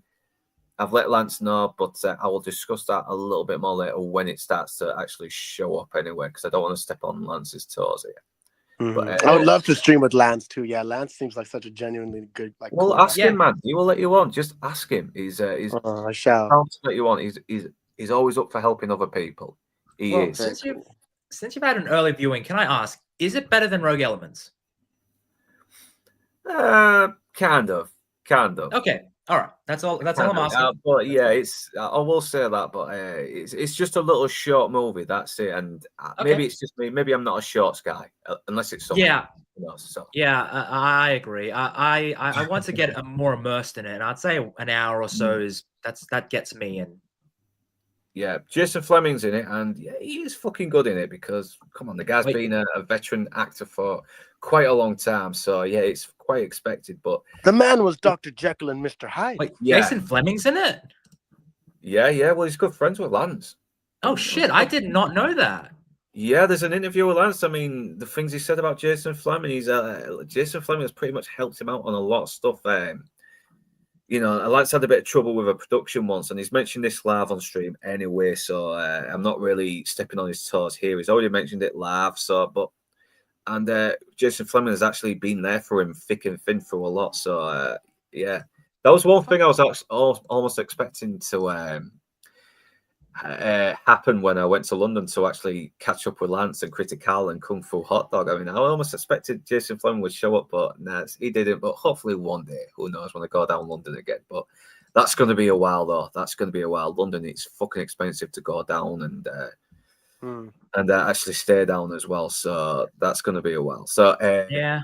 But that's true. That's the bitch of capital cities and all that. Yeah, enough for me fucking rambling on. We're going to end the stream now because even though Halloween is over, it's still going on in America. So I think this outro is still very vital. And right now, my Demon Knight video review, my final Halloween season retrospective, is up. And I've got my James Bond videos starting tomorrow. And I'll try and see if I can get another review out for a latest release if I can. If not, I'll probably be seen next on maybe Anti-Derivative Jill if she's still got any space, and or Trev Retro. I'll definitely be on Lance's next stream on Tuesday, Blue Collar Losers Lounge on Wednesday, and Toxics Thursday on Thursday. So I will see you all then, and whether you beautiful bastards are Northern English or not, thanks for watching, and do remember to like, comment, share, subscribe, and to ring that bell in order to be notified. And if you wish to further support this channel, then the links are in the description below. But right now, that's us done. And we are off to the pub in hell. Show the world. Let them know it's Halloween. Hit it! I wouldn't change places with anyone tonight. We'll carve pumpkin faces and watch the witches' flight. Every human heart will shudder. Every soul will shake with fear. Tonight, the creepiest. Tonight, the scariest. Tonight, the most wonderful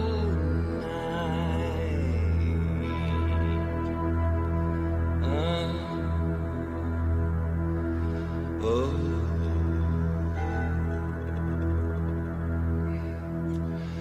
The year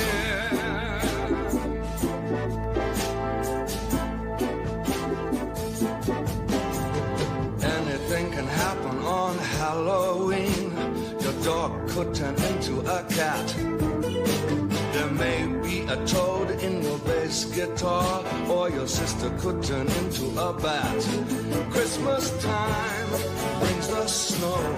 Summertime brings the sun.